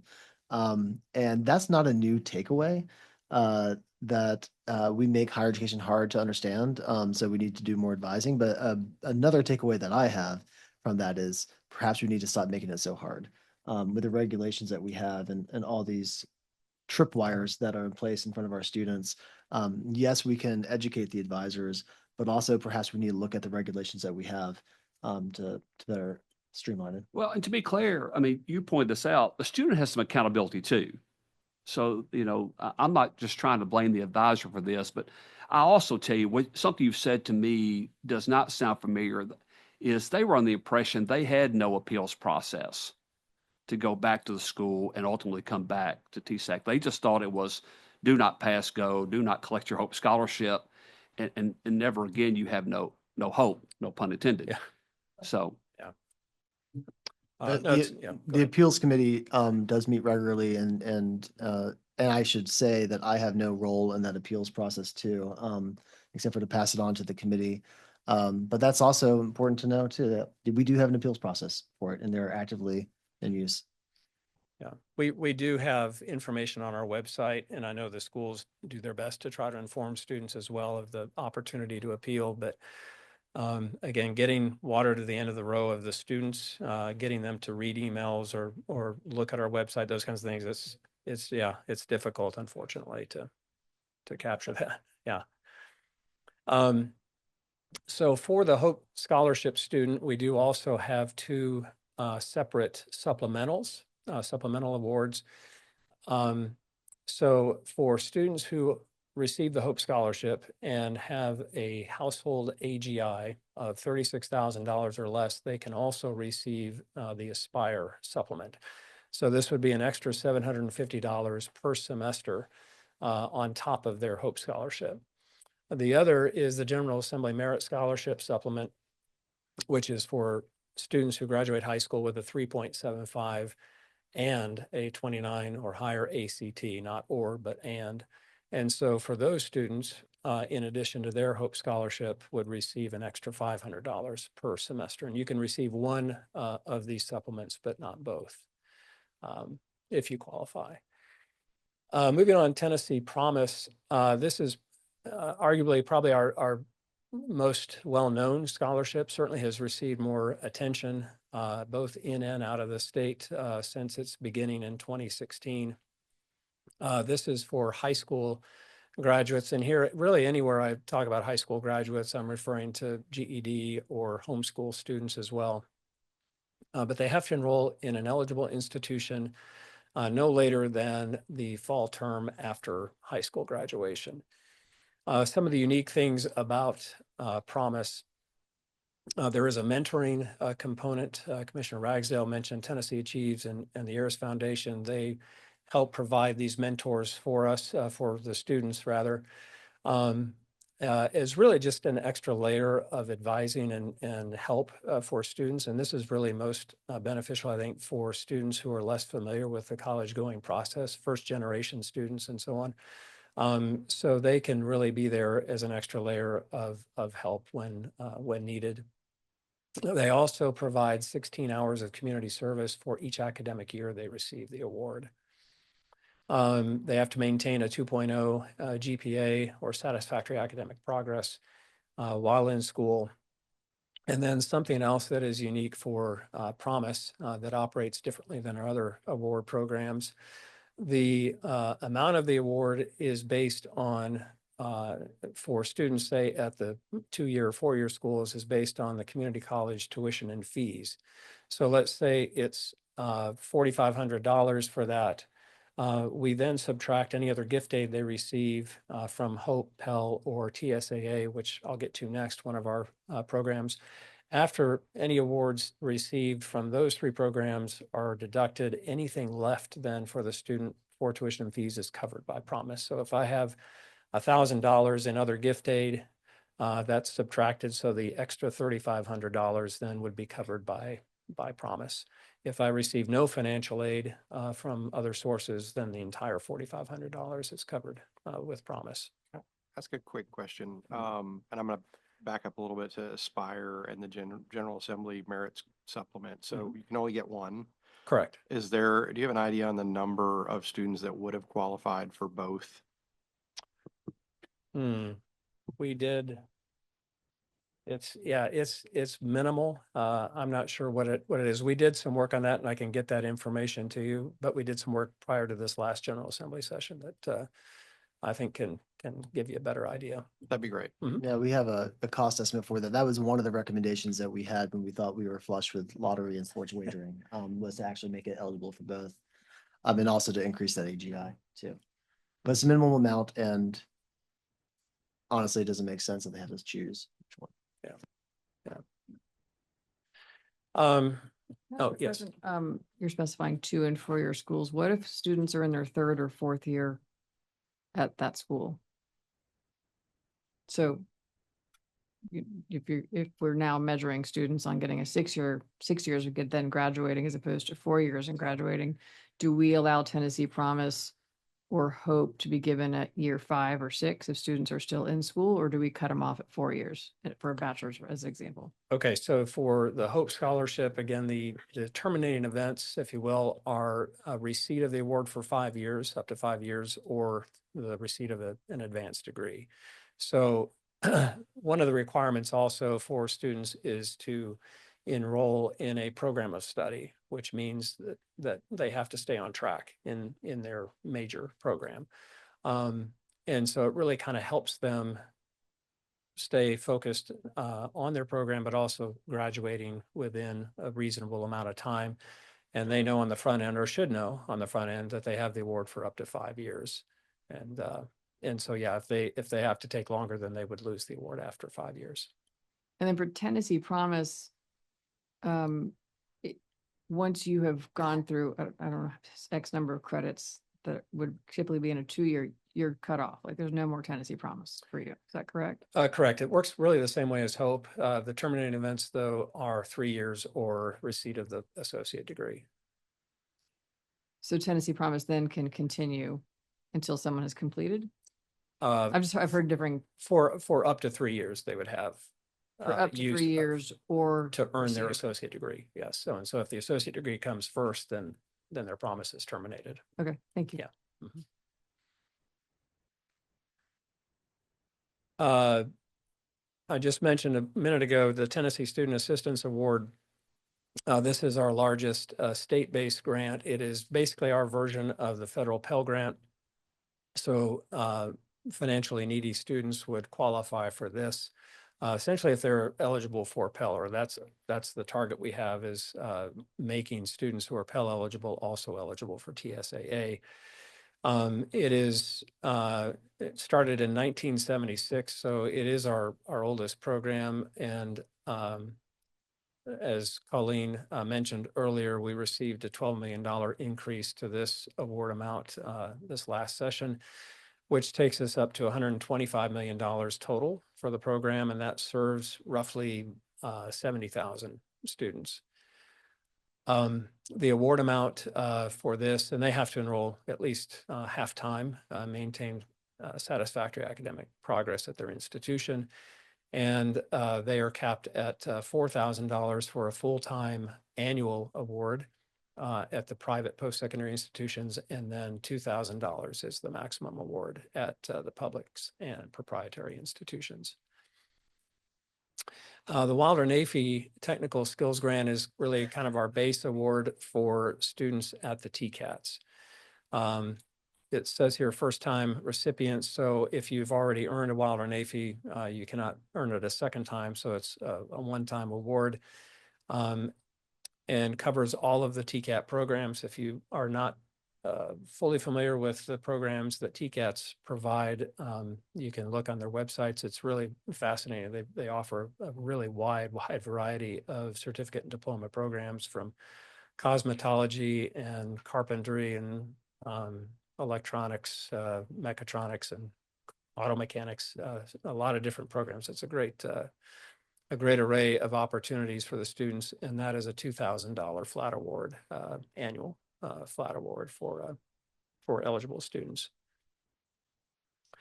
Dual enrollment is one of those two programs I mentioned earlier that serves high school students, and this was modified a couple of years ago to really try to expand opportunities for students to enter into post-secondary work while in high school. So if you're enrolling at a TCAT, you can do so as early as your freshman year in high school. So freshmen, sophomore, junior, seniors can take it. For those that enroll at a two-year institution or eligible four-year institution that has an associate degree program, you'd have to be at least a junior in high school to enroll. The award amount is based on tuition and fees. So it covers the full cost for tuition and fees for the students for the first 5 courses, and $100 per credit hour for courses 6 through 10 after that. And that is for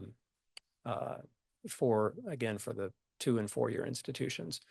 The TCAT award is similar in the sense that it provides for tuition and fees to be covered fully up to 1,296 clock hours, which is the majority, not all, but the majority of certificates and diplomas offered at the TCATs.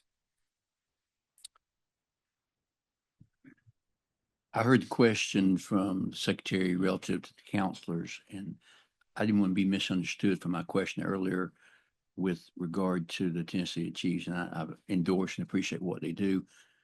But when I got here this morning, I got early and I looked around this building that we're all in today. And I read the story of the man who gave several $1 million to this building. And it struck my attention a couple of things. He, at a young age, grew up with his mom and dad. His father died when he was 8. His mother had no money and their house was sold at auction. A neighbor bought the house. It's listed on the wall. If you care to read it, you go out. It's a great story. Neighbor bought the house, let this man and his mom stay in the house. He went through school working in the mill at Annapolis, North Carolina, which I've been to and know a little bit about. He wanted to go on to school, had no money. They let him be the janitor at the trade school to pay for his tuition. He later bought the Charlotte Hornets, which I think you were familiar with, Dr. Gentile, and has since moved to this town and has given away millions of dollars to this university, and we're sitting inside his namesake school. My point, I guess, is I can kind of relate in the sense his daddy was in the service station business. I grew up in the service station business. My daddy died young like his. Now, I've not given away millions of dollars for a building. I haven't gotten millions of dollars. But I love the idea that anybody, anywhere, anytime, any place can succeed with a lot of want to and a whole lot of sweat. So when we talk about programs and counselors and advisors and coaches, I hope and pray that somebody takes a picture of this man's story and gives it to every high school student in Tennessee and says, you can succeed almost every time. And the way that he did it is still available today without any extra money. Now, I realize there's some people that need it, and it helps in many, many cases. But I hope we don't get past the time in which we can show young people in our state, you can do great things with sometimes terrible circumstances.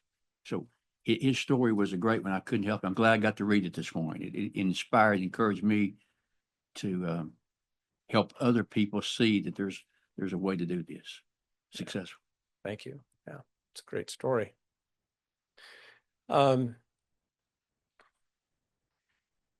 Let's see, moving on to Tennessee Reconnect then. This is essentially our Promise Scholarship for adult students. So if you are at least 23 years of age, or if you're determined to be independent by the FAFSA, then you would qualify for Tennessee Reconnect. You have to enroll in a 2-year, or again, an eligible 4-year school, one with an associate degree program, and maintain the 2.0 GPA. And the award amount is functions like Promise does, where it's a last dollar award for tuition and fees after other gift aid is first applied. So that concludes these slides. I will mention that earlier we handed out, you should have it in front of you. It's a single page program profile. And this is from the 23-24 most recent completed academic year we have records or information for data on. So this shows you a quick overview of those 18 programs. I guess it's 19 that we had in 23-24. One has since dropped out, but how much it was spent on each of these programs, how many students were served as well. And they're grouped by lottery funded programs at the top, and then the state funded programs, including TSAA at the bottom. And then also at the bottom of that sheet is our financial aid website, college4tn.org. If you want more information on any of our programs, you're welcome to peruse that website and read about each of the programs, what the requirements are for eligibility and award amounts and so on. I'll also mention too, as we transition to this new phase of working closely now with THEC and with the commission, anytime you do have questions, please reach out to me or our staff. I will say we have a lot of very good financial aid professionals in the state, across the state, but there are none better than the staff that we have at THEC. They really do a fantastic job of managing hundreds of millions of dollars and ensuring that students get what they need. They're on the phones every day with students, answering questions, helping navigate difficult challenges that they may run into. So they know all of this frontwards and backwards. So anytime you have any questions, feel free to reach out. Madam Chair, I have a question. Yes, please. Mr. Abernathy, thank you for the presentation. Appreciate getting to know more about THEC. Admittedly, my question is one of lesser technical importance, but just indulge me here. You talked about the composition of THEC being a bit different, the board being a bit different from the THEC board. Is the act silent on the composition for this new joint board, given that you did have representatives from organizations that are not represented on THEC? Actually, the legislation does not address any other components of the former TSAC board, just that simply the THEC Commission is now serving as the TSAC Board of Directors. And again, we do have 2 members that come or that are here already with the THEC Commission that served on the TSAC board with the comptroller and treasurer. But Scott or Dr. Gentile, if either of you have anything. Yeah, Commissioner Stafford, Pete answered that correctly. That it was a relatively easy statutory change that THEC Commission now serves as TSAC board. So it's very clear that there are no additional members that will be part of the TSAC board of directors. And as I mentioned earlier, and we recognize how we can limit ourselves to different perspectives and finding a way to get TCUA integrated into our financial aid conversations with our master plan review committee that will meet annually, as well as having the TASFA, Tennessee Association of Student Financial Aid Advisors, as a committee that can help us as well. So we're going to find ways to get those voices to the commission in a structured way. That's helpful, Dr. Gentile. One thing to consider also is, as you know, I chair the audit committee, which does serve as a joint committee of both THEC, TSAC. which has representatives from THEC, and wanted to make sure that we understand what the expectations are of the audit committee going forward in terms of its membership. Commissioner Stafford, this is Scott Sloan. We're taking a good look at that now. I will say traditionally, any committee of the commission must consist of the members, and we're taking a look at that now. Nothing, of course, would bar the audit committee from soliciting input from some of the external audiences impacted by the various rules and changes and so forth. Thank you.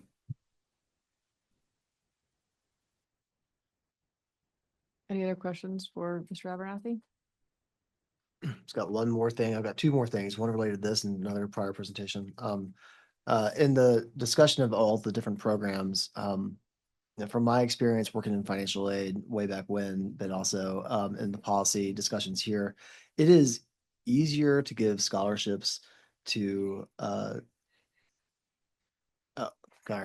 it's easy to give scholarships to students based on their backgrounds, where they're coming from, their eligibility. It's harder when it's profession based. And oftentimes financial aid is seen as a tool to use to increase teachers, nurses, etc. From our perspective and what we've seen over the years, those are the financial aid programs we have the hardest actually getting out. Oftentimes it's because students may not see themselves as being teachers 5 or 6 years from now, or may not want to commit themselves to it. But as far as future policy conversations I can see this commission having, that is one that it might center on. Second, call back to the earlier presentation. The news just came in talking about the expansion of boards and the General Assembly selection. Governor Haslam has been selected as a new trustee for the UT system by Speaker Sexton. So we welcome him back into the higher education community as well. Thank you, Pete. Thank you.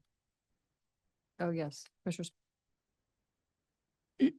One of the most important areas under your direction has been compliance. And I'd be remiss if we did not identify how important compliance has been to not only the state, but to the institutions. And a part of that is because, and what I was particularly impressed with, and I think Comptroller Mumpower, you take the same philosophy, that compliance is an educational opportunity to help the institution that is under review do a better job. And one of the things that has been so important, and segue to TSU, has been our compliance people working with TSU to get all of this financial aid into alignment and to assure accountability. One of those accountabilities that I'm aware of is that when they've run into cases like Secretary Hargett mentioned, they work with the institution to employ policies and practices. And in fact, I think that some of our institutions now require that in order for you to drop a course during the term of the semester, that has to be reviewed by a financial aid officer in order to prevent exactly. But that's not universal. It's sort of institutional by institutional choice. But thank you for what your compliance people do. It's an important service to the people of Tennessee. Thank you very much. Any other questions, comments? We look forward to learning with you and supporting you on this next phase. Thanks. Thank you. All right, the next item on our agenda is the Tennessee State University update. President Dwayne Tucker, president of Tennessee State University, is going to give us an update. I've known Mr. Tucker, President Tucker, since 2010, when he first started his consulting business after a long time of being in the corporate world. So welcome, you're recognized. Well, thanks for having me. So good morning to the commissioners and Madam Chair. And I'm looking at a few other familiar faces, the Secretary of State, Mumpower, in his role as comptroller. And where's the treasurer? Is he here today? I don't see him. He's not here. Hey, but Here, thanks for the here in spirit, here in spirit. Okay, in spirit. But thanks for the opportunity to give an update on Tennessee State University. But before I move into that, just a brief background introduction of myself. I'm not your traditional higher education leader. Most of my experience has been on the for-profit side, and that goes back about 40 years, primarily in financial services. In that opportunity, I had a lot of experience around turnaround situations for businesses that were underperforming. And what I learned from that process is that transparency around where you really are means a lot because that builds trust with your stakeholders. And in this case, what we're going to talk about today is some of the, I would call it the historical challenges that put Tennessee State in the current prediction in which it's in. And with that, we'll talk a little bit about the changes that we're going to make as we move forward. The number one change that we really want to focus on is transparency builds credibility, accountability drives performance. So that's going to be the foundation in which we rebuild what's required at Tennessee State around the culture at the university from the past. I've got a cohort here that travels with me all the time. Jim, I'm going to have him come up and introduce himself briefly, but he's with A&M, and they've been with us since we took over with the new set of trustees. And I'd like for him to share a little bit about how we got into the financial challenges that we have today, and then some of the things that we're doing to move forward with the university. I appreciate the opportunity to work with the state in that process. They've been good partners. We want to bridge to sustainability, and part of that partnership with the state, we're currently working through that process. So with that, Jim, why don't you come on up and introduce yourself. Good morning, Madam Chair, Dr. Gentile and Commissioners. Very nice to meet you. My name is Jim Grady. I'm going to make some comments here shortly about TSU, but just by way of background, I'm a managing director with the firm Alvarez & Marcel, management consulting firm. Been working in the education space for a number of years, clients primarily in higher ed and K-12 as well. Very pleased to be with you this morning. I look forward to sharing my perspectives and our plan with you shortly. Go ahead. And what you're about to see, going back to the transparency piece, we share this information with staff, we share it with alumni, we share it with all key stakeholders that support Tennessee State, because we think it's important to get everybody on the same page about how we got here, and more importantly, how we're going to move forward. Some of the updates I'd like to give you before we get into the financials and how we got here. Cash flow projections remain in line with the commitments that we've made with the SBC. More importantly, I do want to send out a few shout outs, and I know it's going to embarrass a few people, but I do want to thank THEC for the resources that you provided to help TSU work through our financial aid system and make that more of an effective program. And we're optimistic that for the fall, it's going to be a totally different experience for our students. Hopefully you don't see the guy on TikTok saying, hey, I got a $5,000 check from TSU, but I never went to TSU. The foundation in which we're going back to address some of the systemic issues at Tennessee State are being taken care of as we go forward this year. I also want to give a shout out to TBR for their support in terms of helping us with the audit closure. We finally closed out 2003. We're going down the path now of 2004. But for the first time in the history of Tennessee State University, we're actually putting together a bottoms-up budget for accountability with everybody in the university. We could not have done that without the support of TBR and THEC. So we appreciate it again. We also appreciate the opportunity to work with the SBC and the representatives here in terms of putting together a financial plan for sustainability for the university over the next 5 years. So with that, I want to go into a summary of where we are financially, what got us here, and more importantly, what steps that we're taking to move forward. Thank you, President Tucker. Good morning again. So my comments this morning are really just going to center around three areas. One being a brief historical perspective of how TSU ended up here, just to level set for folks. Number two, what TSU has been doing and is going to be doing in the near term with respect to its fiscal issues. And then finally, President Tucker just touched on it as well. Want to share with you the pathway to sustainability, fiscal sustainability that we shared with the SBC certainly back in February. Want to provide that to you as well this morning. So with that, first, let's talk about historical context. Really want you to focus on just 3 items on this chart. The first one being the orange line at the top. That is the historical fall FTE enrollment going back to fiscal year 19. That's the first thing. The second thing I want you to note here in I guess it's the vertical lines going up. The dark blue is the net tuition revenue received by the university. The light blue is the institutional scholarships that the university provided. And these are unrestricted, unfunded scholarships. As you can see in that year of 22-23, there was an increase in revenue, or increase in enrollment rather, of around 20%, maybe a little over 20%. But what is stark here is you'll see the explosion in institutional scholarships that were granted to that class. The final piece of that, or the final piece of this, as you see enrollment decline, the orange line go down between 23, 24, and 25, the rate at which the blue, light blue, the institutional scholarships, does not go down at the same rate. And in fact, on the next slide, really drawn out, when you compare Tennessee's state's discount rate to other LGIs in fiscal year 21 and 22, as represented by the dark blue line, Tennessee State was running slightly below the LGI average, which is represented by the orange line. And then in fiscal year 23, it exploded and reached nearly 50% of its tuition. So that's the revenue side of the house. Quickly on the cost side of the house, you'll notice that with all those students coming in 23, this is what happened to its E&G OpEx structure, cash structure.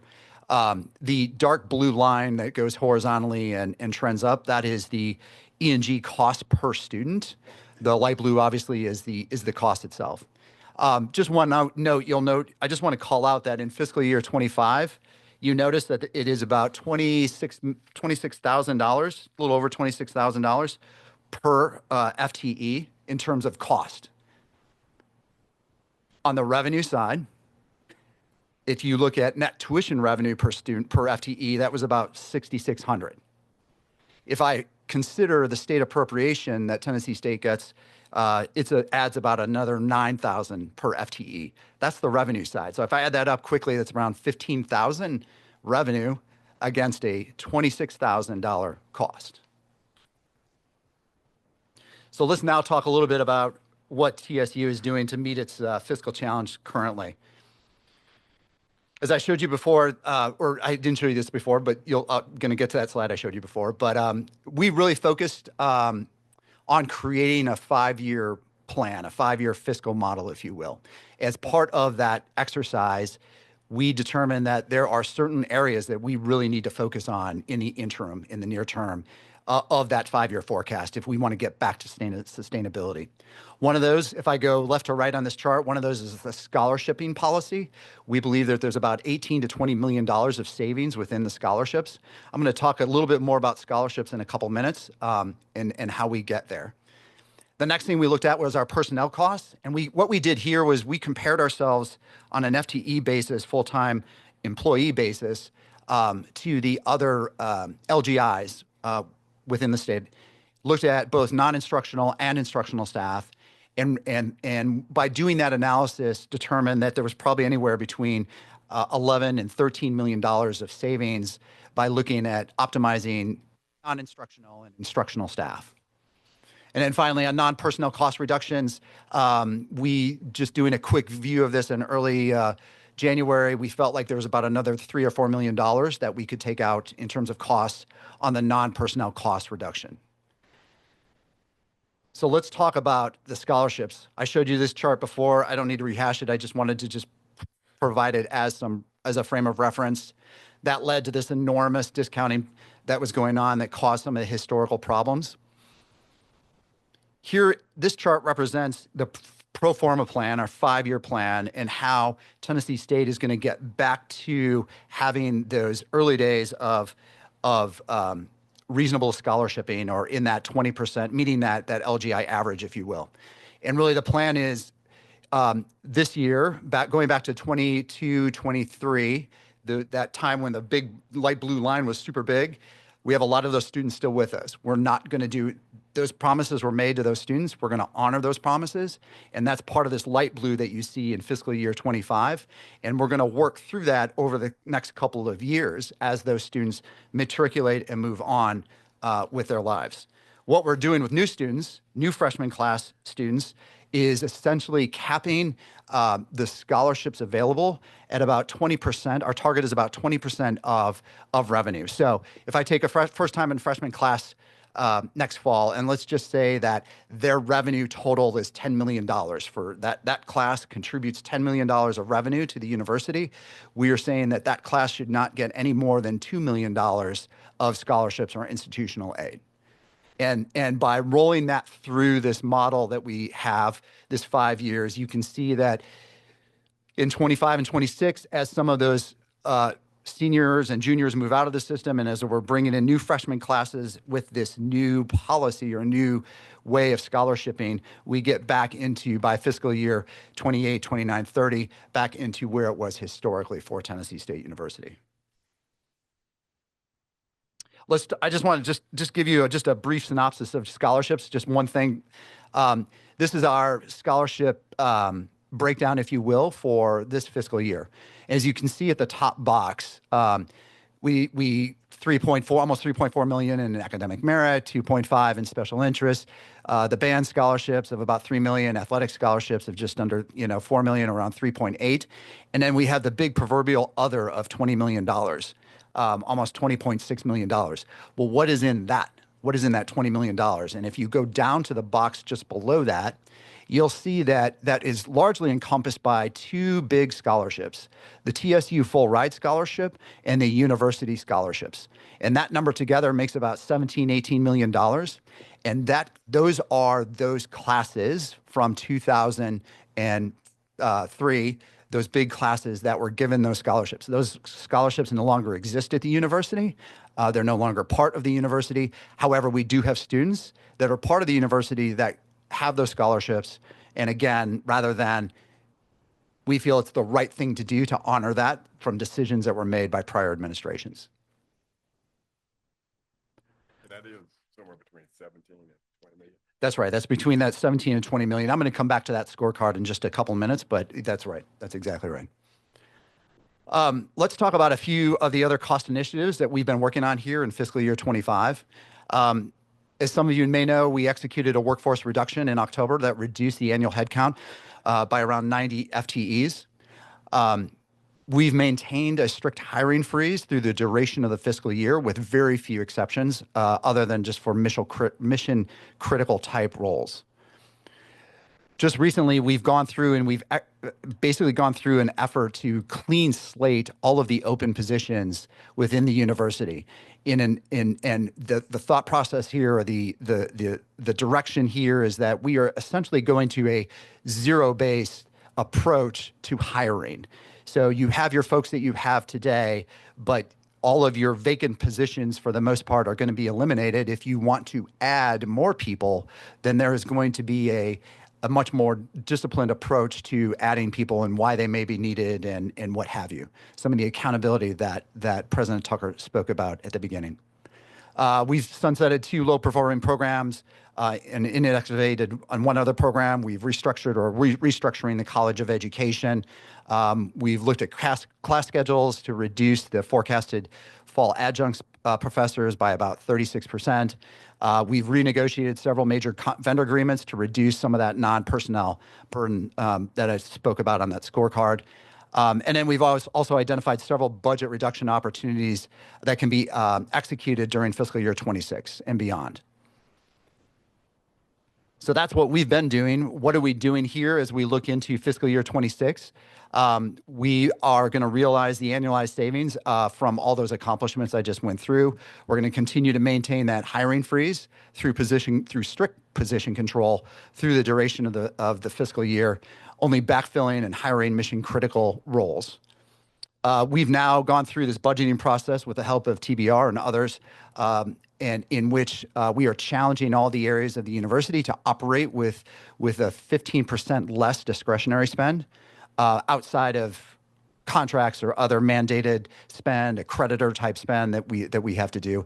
And then we're going to implement a rigorous budget adjustment process to ensure that any increases that flow through the budget office gets looked at, gets scrutinized, gets questioned, as opposed to someone in the past where that discipline may not have been there. And then finally, some other things that we're just currently working on in our free time. We're working on capitalizing some of the revenue opportunities to offset some departmental overhead. That's payment plan, parking, payment plan fees, space rental, looking at ways to optimize some of that. And in addition, we're working with the endowment and the foundation specifically and looking at the departmental scholarships and grants and making sure that the university is maximizing those dollars, those gifted dollars and those endowments to make sure that we maximize the use of those and those scholarships. Yes, sir. What did that mean? Sorry. That last point. What does it mean? So that's a great question. So so here's what happens. You write a check to your alma mater for $1,000, but you only want that $1,000 spent as a scholarship to a high school student from your hometown, okay? And that sits there, and that sits in the endowment, right? And at some universities, they will say, "Oh, great, we have Dwayne Tucker, who's from your high school hometown, studying what you want him to study. Here's $1,000, right?" The problem, or what's happening at Tennessee State that we found, is that your $1,000 sits there, and no one's gone through to say, "Oh, hey, how can we use your $1,000 today?" That's where I said we're maximizing some of those dollars that are sitting there that no one's really looked at in a while. You're welcome. This is the Jason slide. Oh, so I took this chart, the slide I showed just a few minutes ago in terms of I don't want to call it the scorecard, but kind of a scorecard. Represented above what we're targeting, represented in the green below, just below that is what we've identified to date. We're a little bit behind on the scholarships, on the scholarship plan, largely because we initiated some scholarships in the early fall and early winter before we could get our arms around that and have the plan put together in February and March. And so some of that had already gone out the door, and so we need to honor those, obviously. But we're moving forward as we look at this. Previous classes, we'll hit those targets in addition to that $17 to $18 million of upperclassmen now that are going to move out of the system. On the personnel cost reduction side, we're probably like right in the middle there on where our target is, and then we're doing much better currently at $9 to $10 million on the non-personnel cost reduction slide as well. So with that, I just want to cover the final third thing, and that's the pathway to fiscal sustainability. For those of you on the State Building Commission, and for those of you that tune into those, this will be a lot of really, you'll remember this information. We started with our 5-year plan, as I talked about previously. And over the next 5 years, we forecasted, given various assumptions on enrollment, pricing, scholarships, costs, what have you, what our revenues and expenses are going to look like over the next 5 years until 2030. As you note in this chart down at the very bottom, we are going to be running a deficit for the next few years. We are going to try and close that deficit certainly faster than what we forecasted here, but nonetheless, we are forecasting deficit until about 2029. And in 2030 is where we think we're going to flip the other way, if not sooner. That cumulative deficit is just under $96 million, or about $95.7 million. These next slides, there's a lot of numbers on there. I'm not going to go through them all. It's just a double click on the revenues. One thing I do want to just draw out here at the top two lines, tuition, you'll notice that tuition is going down over the next 5 years, and then it comes back up in 28, 29, 30.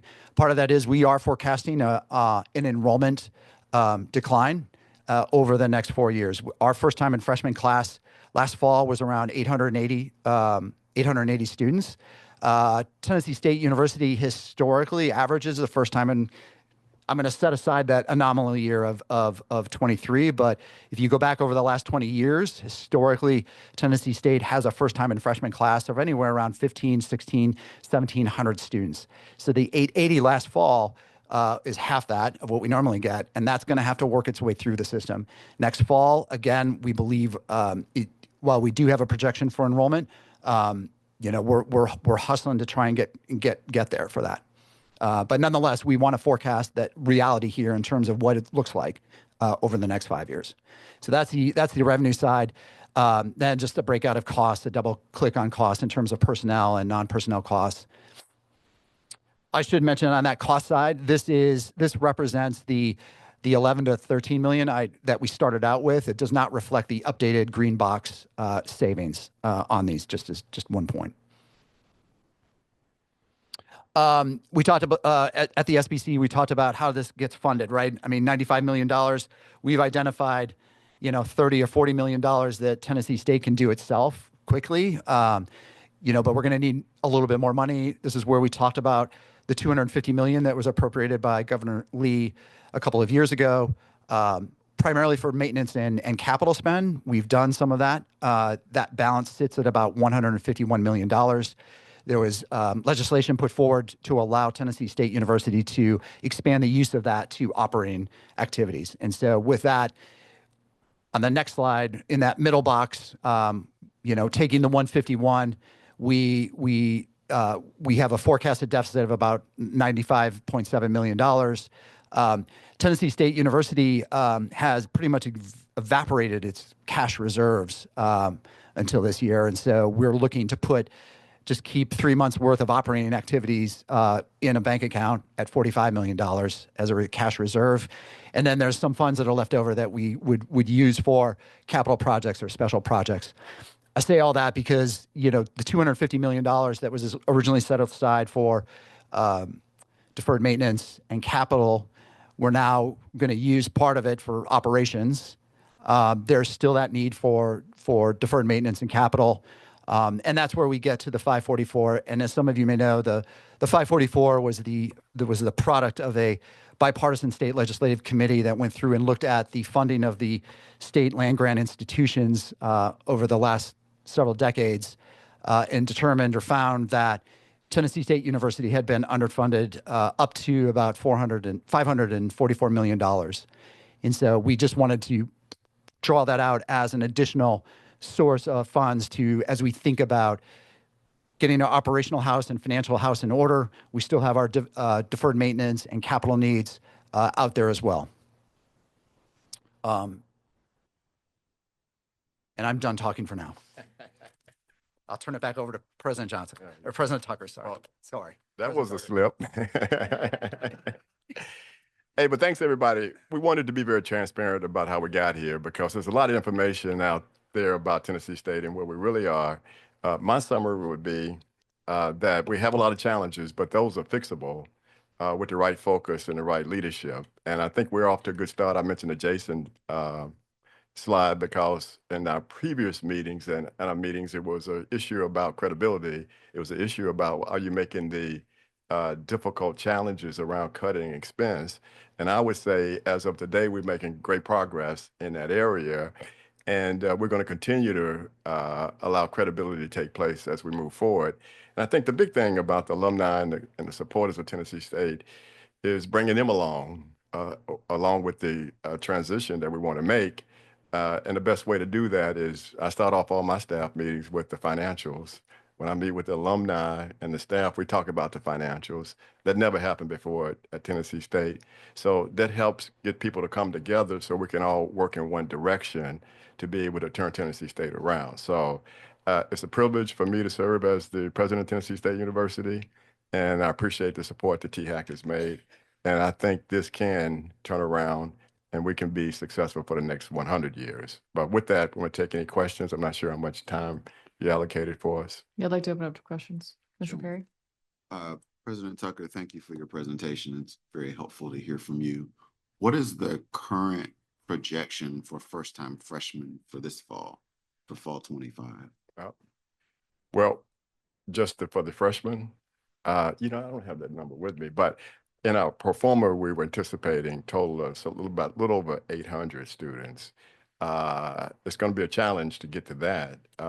And part of what I see out in the city and across the country is that information about TSU and our financials scares a lot of families out there about making a commitment to come in this freshman year, and can my son or daughter, graduate 4 years later? Assuming that we can get to a compromise on the bridge to sustainability, I think that takes that off the table. But we're concerned about the fall enrollment, and I can get you the actual projection where we are, but I don't have it with me unless. You're right, it's around 900. And that's what's in the plan. I would just say, first of all, thank you. And I appreciate the presentation and the deep dive into this, and the hard work you're doing to make very hard decisions. So, can you speak to how that enrollment number was projected out? What were some of the things that were taken into account to determine that estimated enrollment over the next few years? Yeah. So we looked at the freshman class. Really, we took the current roster of class, matriculated them through based on retention, graduation rates that we've historically seen at Tennessee State University. And then we literally took next year's freshman class and said, okay, we'll get to like 900 students, right? And then this year's freshman class, certain of them are going to stay with us, certain are going to move on other ways. So we built out this model, assuming that over the next couple of years, I don't even think we get back to that 1,500 or 1,600 average of a freshman class until like 29 or 30. So it was very building in some of the retention rates that we have, building in graduation rates, thinking that we can do a little bit better on retention. We will do a little bit better on retention than what we've done in history, but really built out by class.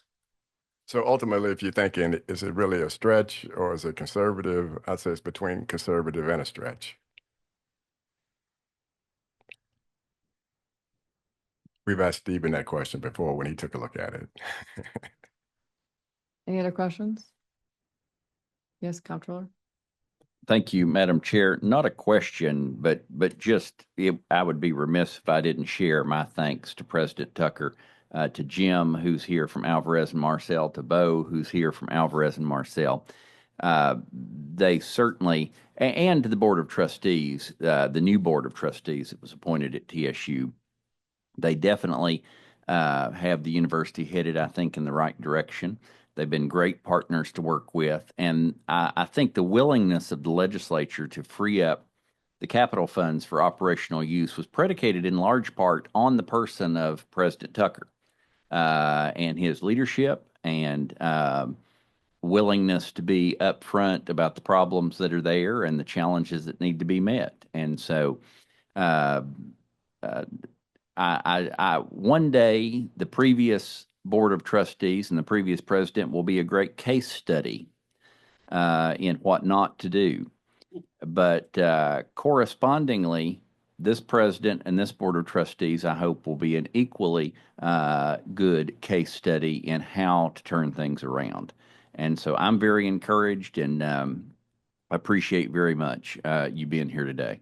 Well, we're looking for that outcome to take place. Sure, absolutely. Absolutely we are. And I look forward to being a part of that with you. Thank you. Thank you. Anything else? Dr. Gentile. Thank you, President Tucker, for being here today. And at the recommendation of Commissioner Woods from a couple of months ago, we look forward to working with you to have a tour of the campus at our next commission meeting in August. So we'll be working closely with you to have that happen. It's been a dream to work with President Tucker, and I just want to thank you for your partnership, Jim, as well.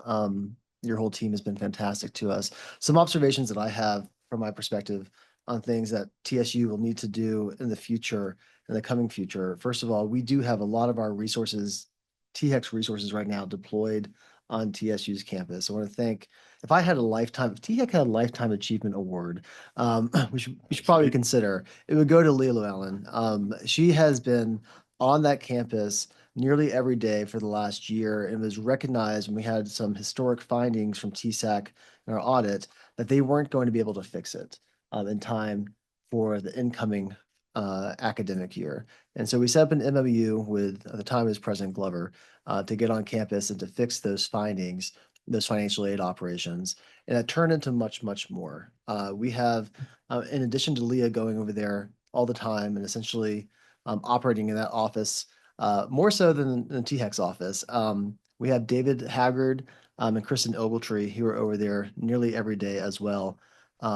And it's not just fixing the financial aid systems, but they're being financial aid counselors in that office. I've gotten countless emails, and I know Bob did prior to me, from TSU students who would complain and need some help and support. I still get those, not as frequent as before. And I send them on to Leah saying, Leah, is there any way you can help?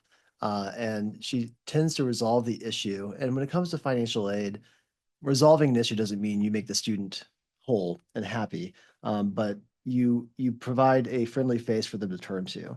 And that has been an issue with TSU, and I'm going to talk about why here. It's not because of the staff who were there. It is because they've had the system in place, their banner, their ERP, Enterprise Resource Planning System, that has just not been well utilized.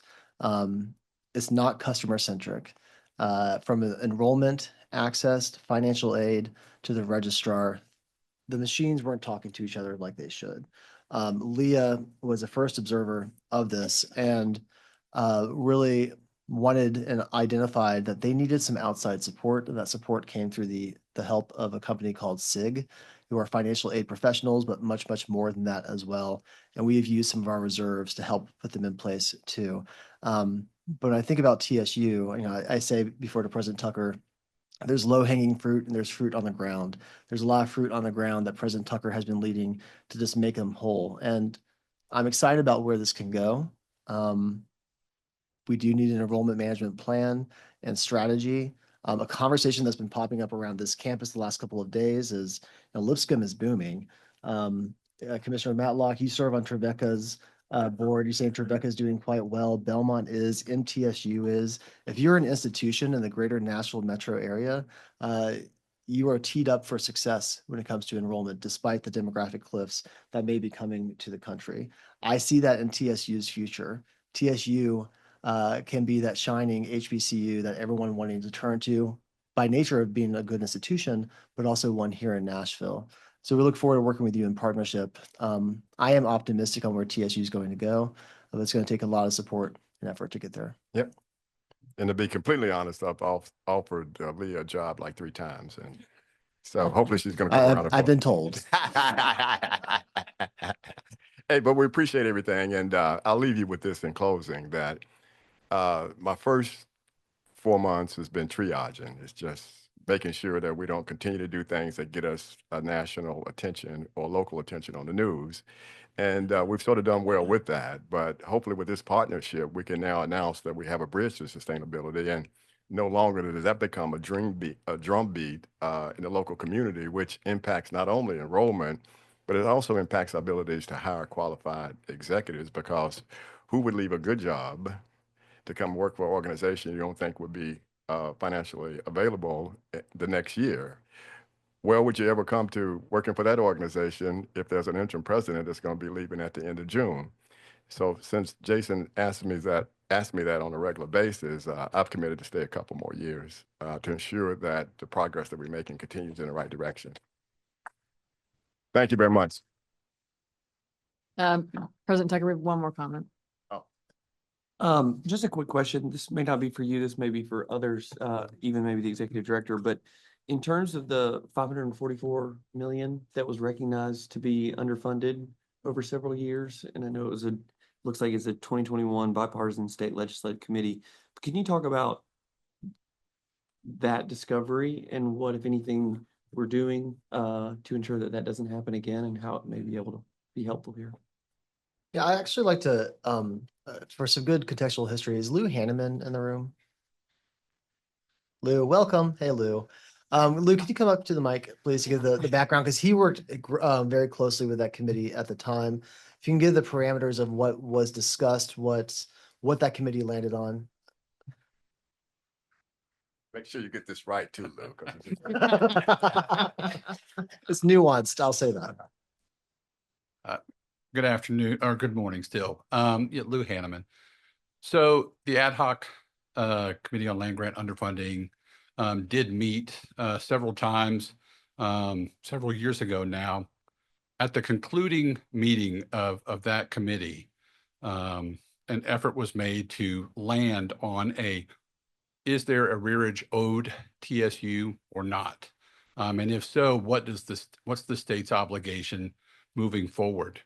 The committee could not arrive at a agreed upon, yes, the state owes TSU any particular amount of money. What was decided was that there were opportunities where the state opted out of funding TSU when there were situations where it was not obligated. The state had optional matches that they could have provided, but opted not to. And so the question then pivoted to well, if they weren't required to, should they have? In response to that, the committee decided to encourage THEC to work with the Commissioner of F&A and TSU leadership at the time to establish what would a reasonable investment be for investing in the infrastructure of TSU. And that's where the $250 million capital investment came from in the first place. Now, since that time, even though that was not, it was clearly stated by, multiple members on that committee that was not addressing that 544 million number, but rather a standalone investment in the infrastructure of TSU's campus. There have been several public comments, both on the House floor and in other situations where that number was referenced as an installment towards that number. But again, I'm not sure if that was just simply, voiced out of context or voiced without full understanding. But from when I was there at that committee meeting, no final decision was made that the state owed TSU the 544 officially. Now, to talk about what TX role now is in assuring that what led to that committee doesn't happen again. We do make recommendations every year on behalf of our land grant institutions, UT and TSU, on what to fund for those institutions. We have a report, it's a statutory report that we put out every year called the Land Grant Funding Report, and it captures how much money the different land grant functions at TSU and UT are receiving from the federal government. And the implication is that UT and TSU need to come up with a match from somewhere to match those federal dollars. UT is very well funded. That match was clearly met by the appropriation coming from the state. There were many years up until about the beginning to middle of the Haslam administration where that was still underfunded. Haslam and Lee, Governors Haslam and Lee, got that appropriation up so that the state is definitely making the match payments to TSU for the federal dollars that they were receiving. We did put forward a recommendation this past year, observing that under both the Trump administration and the Biden administration, both administrations were growing in appropriations to HBCUs. And we wanted to be sure that the state appropriations was pacing or even outpacing the federal dollars. So we had a recommendation for essentially to double the state investment at TSU to make sure that it doesn't dip below what the federal match is. So that's something that we keep a vigilant eye on to be sure that we don't get into a place where we were multiple decades past. Does that answer your question, sir? Yeah, I think so. I have a couple more questions. Are we anticipating or has any involvement from the federal government as it relates to grants and the work that they're doing to reduce grants further impacted you all, or are you accounting for any changes, U.S. Department of Education, anything like that that may adjust your current plan? Or Originally, at one point on the ag schools, we had about, I guess about 24 million or so that was suspended. A lot of that's been put back into live action because of making some changes in the document in terms of DEI and diversity or any type of language that's against the president's executive order. And we also had a few other grants that were suspended.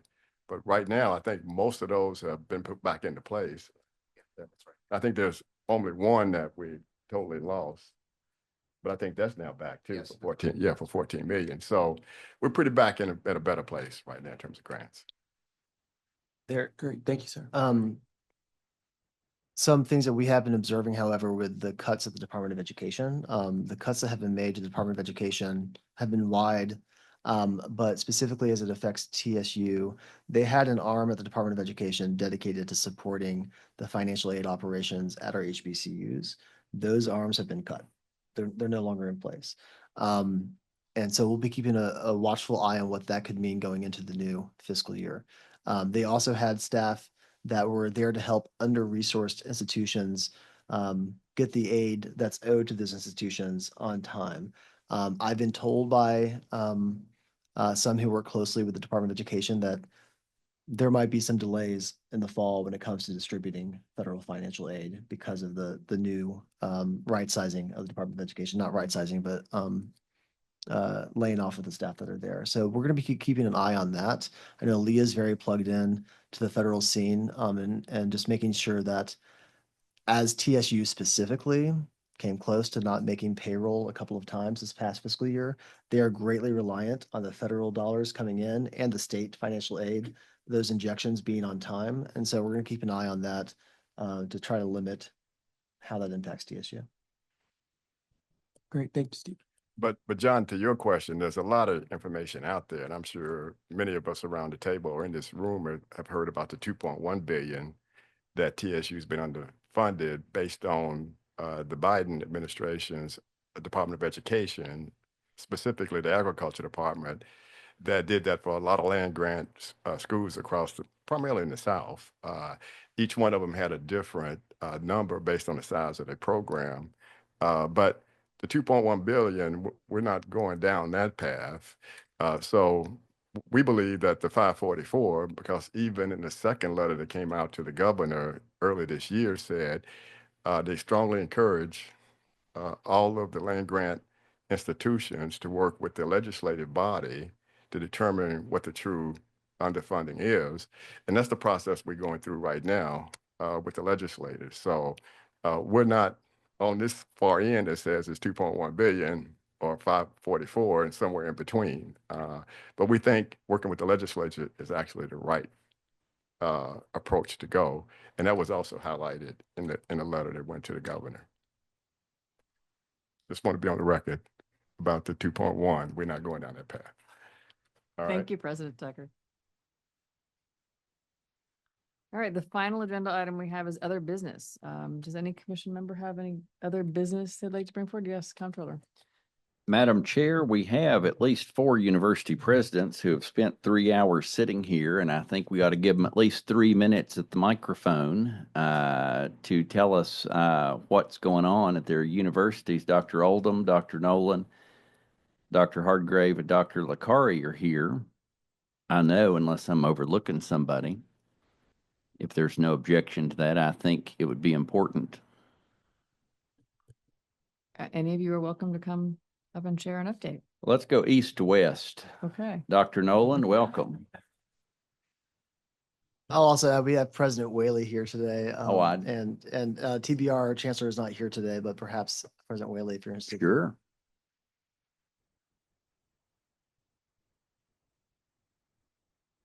Madam Chair, members of the Commission, good morning. My name is Brian Nolan. I have the honor to serve as the president of East Tennessee State University and happy to give an update on items that are underway across campus. I want to start by a series of activities that occurred on our campus last week, particularly last weekend when 2,012 students walked across the stage and received their degrees. Those students include teachers, nurses, Truman Scholars, and THEC members. So that was an outstanding day of celebration for the institution and look forward to seeing what the future holds for all of our recent alum. Our board meets next Friday. It is a busy agenda in terms of governance for the institution. Tuition, fees, tenure promotion, and budgets will all be before the board. As we look at our budget going into next year, our budget is balanced. We anticipate enrollment growth. We're placing money into reserves, and we're investing in deferred maintenance. We'll also be taking to our board, as a result of $4 million in cost savings that we've exercised this year, we're going to redeploy that towards market-based faculty and staff salaries, which will go into the paychecks of our employees at the end of the month. As we look forward to activities this summer, July 1 will be a big day for us because we make the transition from Banner to Oracle. I want to thank this commission as well as the University of Tennessee and Dave Miller, who's here, for the leadership that they've provided in ensuring that institutions are moving through this and have the opportunity to modernize our systems. So are confident that things will go well on July 1. And then finally, want to close by thanking this commission and the General Assembly for their support of higher education. During a period when there's so much flux in the nation around higher education, it is reassuring to work in a state with stable leadership and outstanding support for our universities. As we look forward to the years to come, I look forward to welcoming you to campus and seeing what will be a newly renovated Brown Hall, thanks to your all support and investments. I would be happy to take questions, but I'm also happy to cede my time as we move from east to west.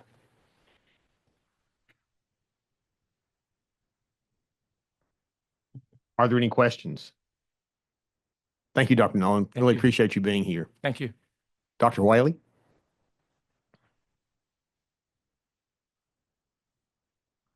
Thank you so much, members of the commission, Executive Director Gentile. It's a pleasure to be with you. I'll be brief, but I am excited to announce that just last weekend in 3 ceremonies, Roane State Community College had about 975 graduates go across our stage, and a number of those are first-generation college students. We recognize those students with the opportunity to wear a white stole, and it's wonderful to see that audience of graduates and so many white stoles, not only amongst our graduates, but also amongst our faculty members and staff who robe up as well.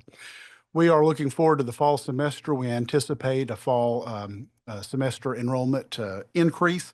A little bit too early, or about 28% into fall enrollment, so it's a little bit too early to make too many predictions, but right now we're up about 7 to 8%, which is good to see at this point. We're really excited. Again, thanks to this commission and your support of all that we do.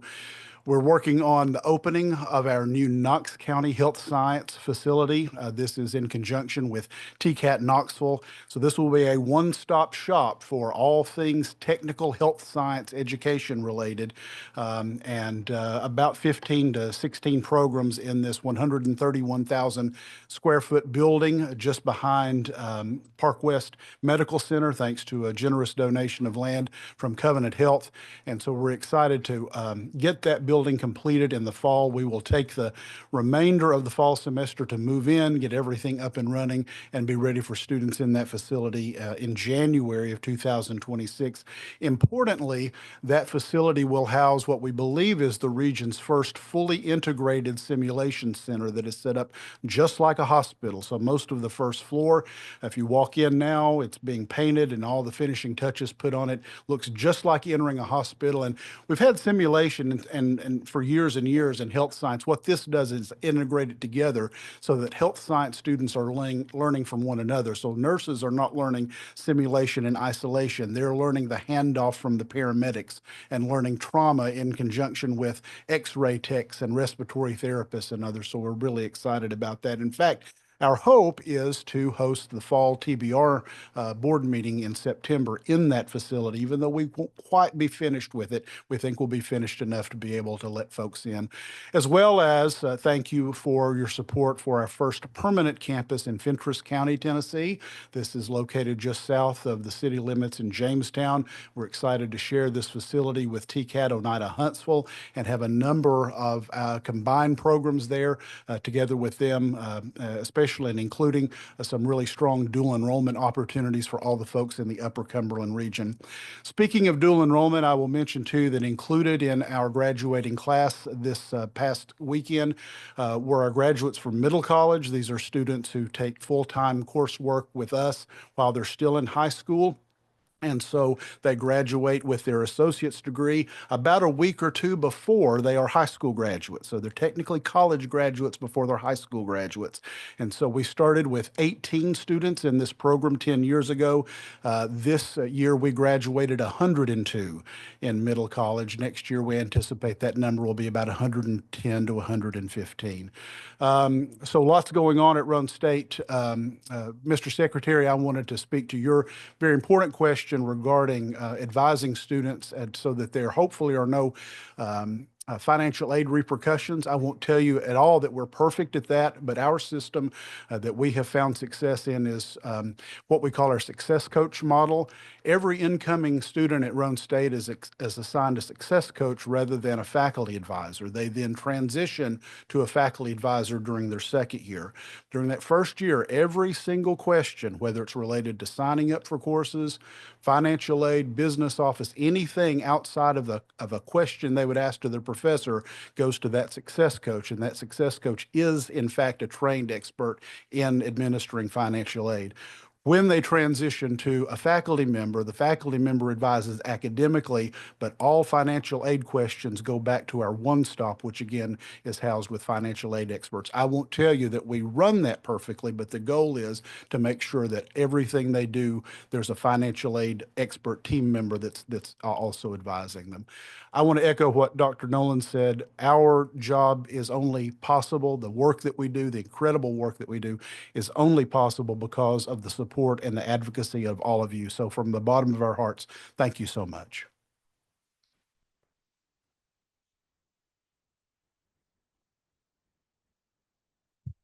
Well, good morning, Madam Chair, members of the commission. It's great to be with you today. Wings up from the Upper Cumberland. President Whaley failed to mention he has already promised to send all of his graduates to Tennessee Tech, right, Chris? Okay, we have that agreement.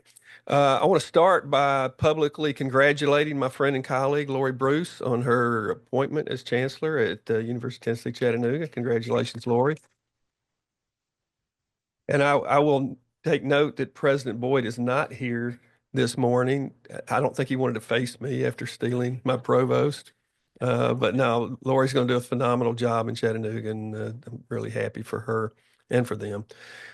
So a lot going on like others. We just finished up graduation season. We had about 1,500 smiling people walk across the stage last Friday. My hand is still a little bit sore from shaking all those hands, but it's always a great day. And the added value of the education from all of our institutions, but certainly in my perspective from Tennessee Tech, is tremendous on the families of those involved. And we appreciate the opportunity to serve those. So we have met as a board recently to talk about tuition and fees going into next year. Our enrollment is looking very positive. We're tracking about a 5% enrollment increase for this fall. We should be right around 11,000 students this fall. So we're in good shape. Finances are in good order, very well managed in that regard. Our board takes a really hard look at tuition and fees. That is a tricky balance to maintain affordability while providing the quality of educational experience that students expect and need to be competitive in the world they face. And so we take that very seriously, and I'm very proud of the board at Tennessee Tech, how they weigh into that.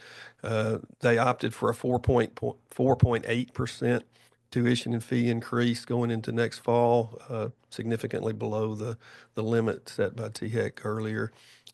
We thought that was the most prudent approach and gets the students where they need to be.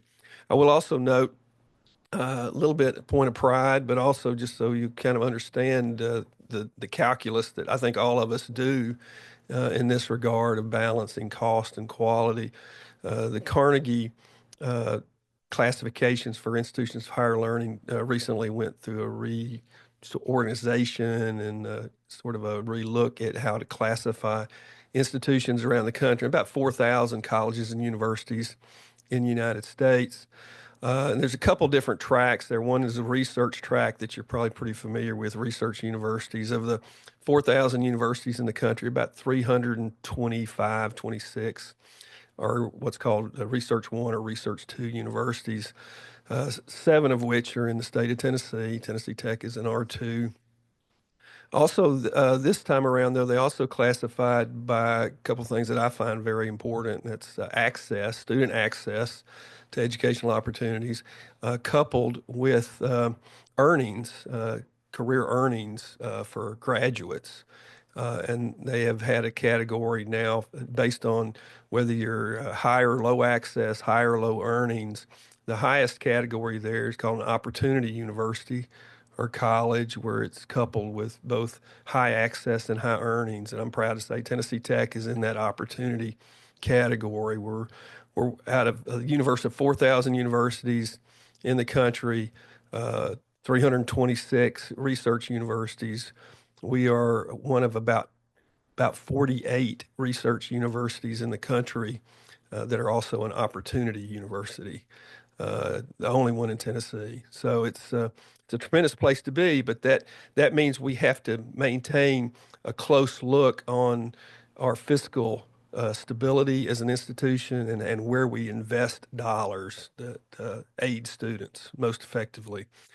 And with that in mind, it's not always starting new programs, and thank you for approving our new programs today. We think those are on track to provide the opportunities for students of the future and what society needs to be competitive. But we also take a hard look at programs that may be struggling, and these are hard decisions that have to be made on campuses from time to time, but we do close programs. And I know that conversation comes up from time to time here in the commission.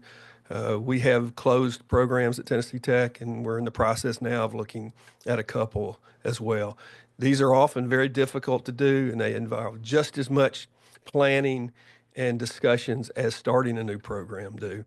But I want you to be aware that that conversation does go on. But it's really important to help us stay in those positions where we're serving each and every student most effectively. We're proud to do that. So thank you for all the support you provide from THEC. Thank you for the support from the state of Tennessee. And I would agree with others. There's no better state in the country to be part of higher education in Tennessee right now. So thank you very much, and wings up. Thanks, President Oldham. President Licari?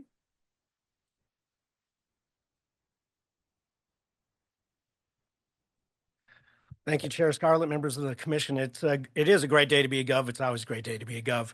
One of the things that I do want to say right away is to congratulate and thank my colleague, Dr. Maria Cronley, in her career as the provost.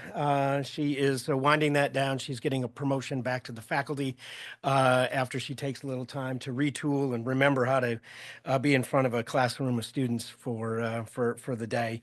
But very grateful for her leadership and her support at Austin Peay. Like my colleagues, we just wrapped up our commencement day.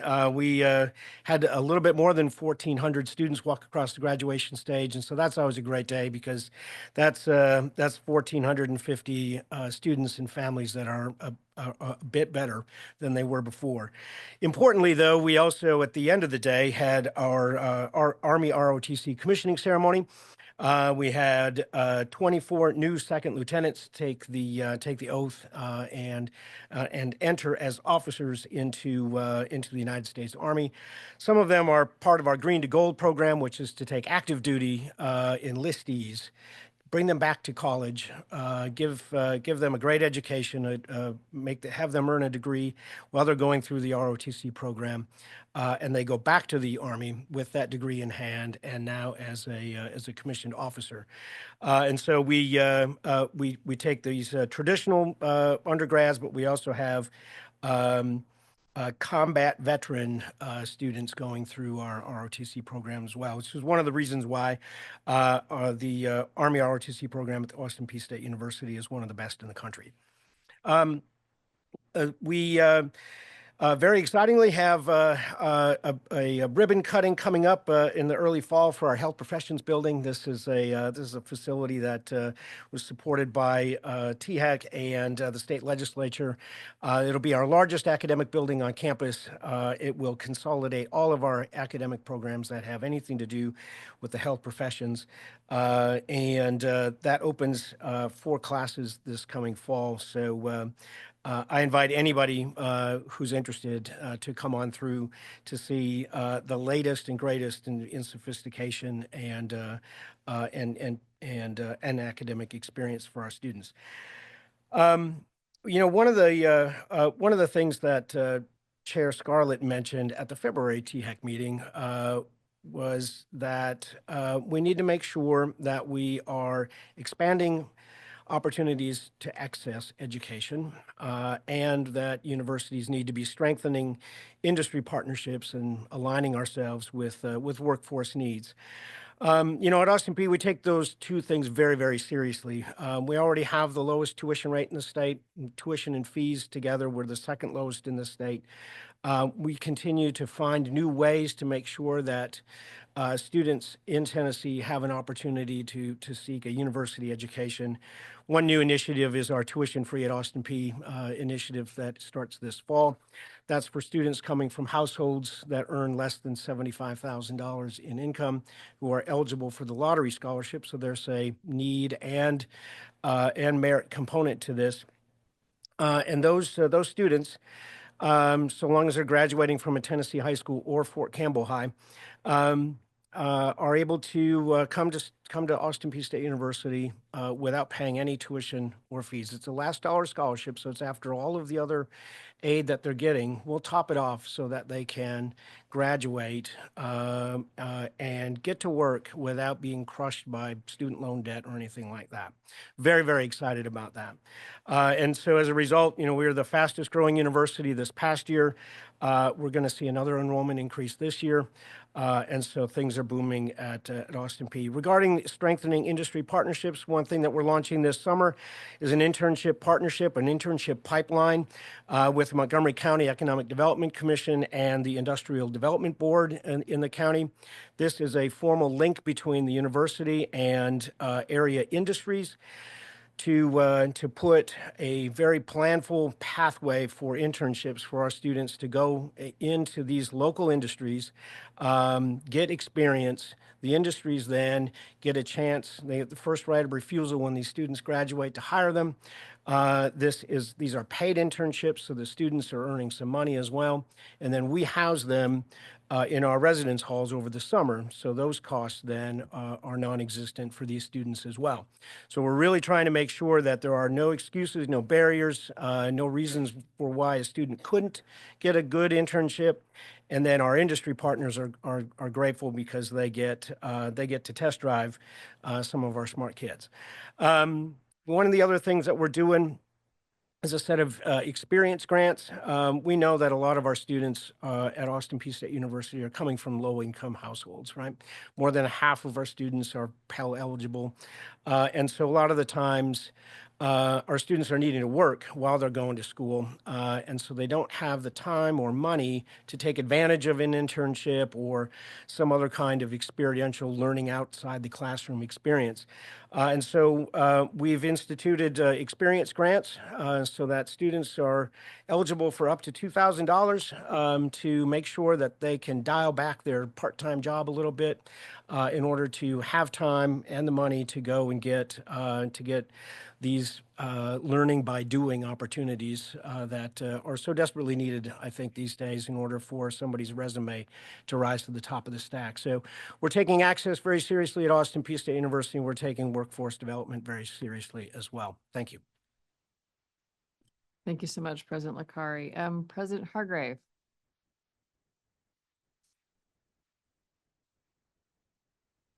Well, it is good afternoon now. So Bill Hargrave, University of Memphis. I'll echo what my colleagues were talking about, or start with the fact that last Saturday we graduated 2,759 students. And if you think about the work that you all do here, and in fact, the work that most everybody in this room does leads up to that moment. We're all here to get them to that spot. And for the students, right, that's the penultimate success, ultimate being getting that job or going to graduate school or whatever's next. About 90% of our students, by the way, will stay in the state of Tennessee after that graduation, either going to graduate school or employed in the state. couple of things that we've invested in, made some changes that, and the state has invested, the legislators have invested. You know, last year we became our own school district. We will be adding our first school to that new school district July 1, an elementary school there in Memphis. We're excited about expanding that. We've invested in research as an R1 institution. We've doubled our research to over $100 million in the last couple of years. And we're continuing to make investments there. We've invested in safety and security as well as the state. Our safety security is getting much better. It's 36% reduction in crime on our campus, which for us is significant. When the city obviously has its challenges, and they are getting better by about 12%, I believe, but we significantly surpassed what was going on there. You also know that we changed our admissions criteria this past year. As a result, we had the best incoming freshman class by quality in the past 10 years. And as an early indicator, our retention went up 5% in 1 year. That's a big number in a 1 year period of time. Men's basketball and football both ended the season ranked in the top 25. So now let me pull all this together for you and leave you with this. It is rare to have an R1 institution that has a K through 12 school district of its own. And in fact, there's only a handful in the country: Ohio State, Indiana University, University of Texas, University of Florida. Good schools. It's rare you see those. And for the men's basketball and football, only 7 schools ended this season ranked in the top 25, only 7. There may be another school in the state that can claim that, but they're not here. But when you put that all together, K through 12, R1, men's basketball and football ranked in the top 25, there's only one. Thank you very much, President Hargrave. Dr. Gentile. I just got 3 quick notes. We do have lunch out the doors for our visitors today. Thank you so much for being with us today. Comptroller, you mentioned the president's being here for 3 hours.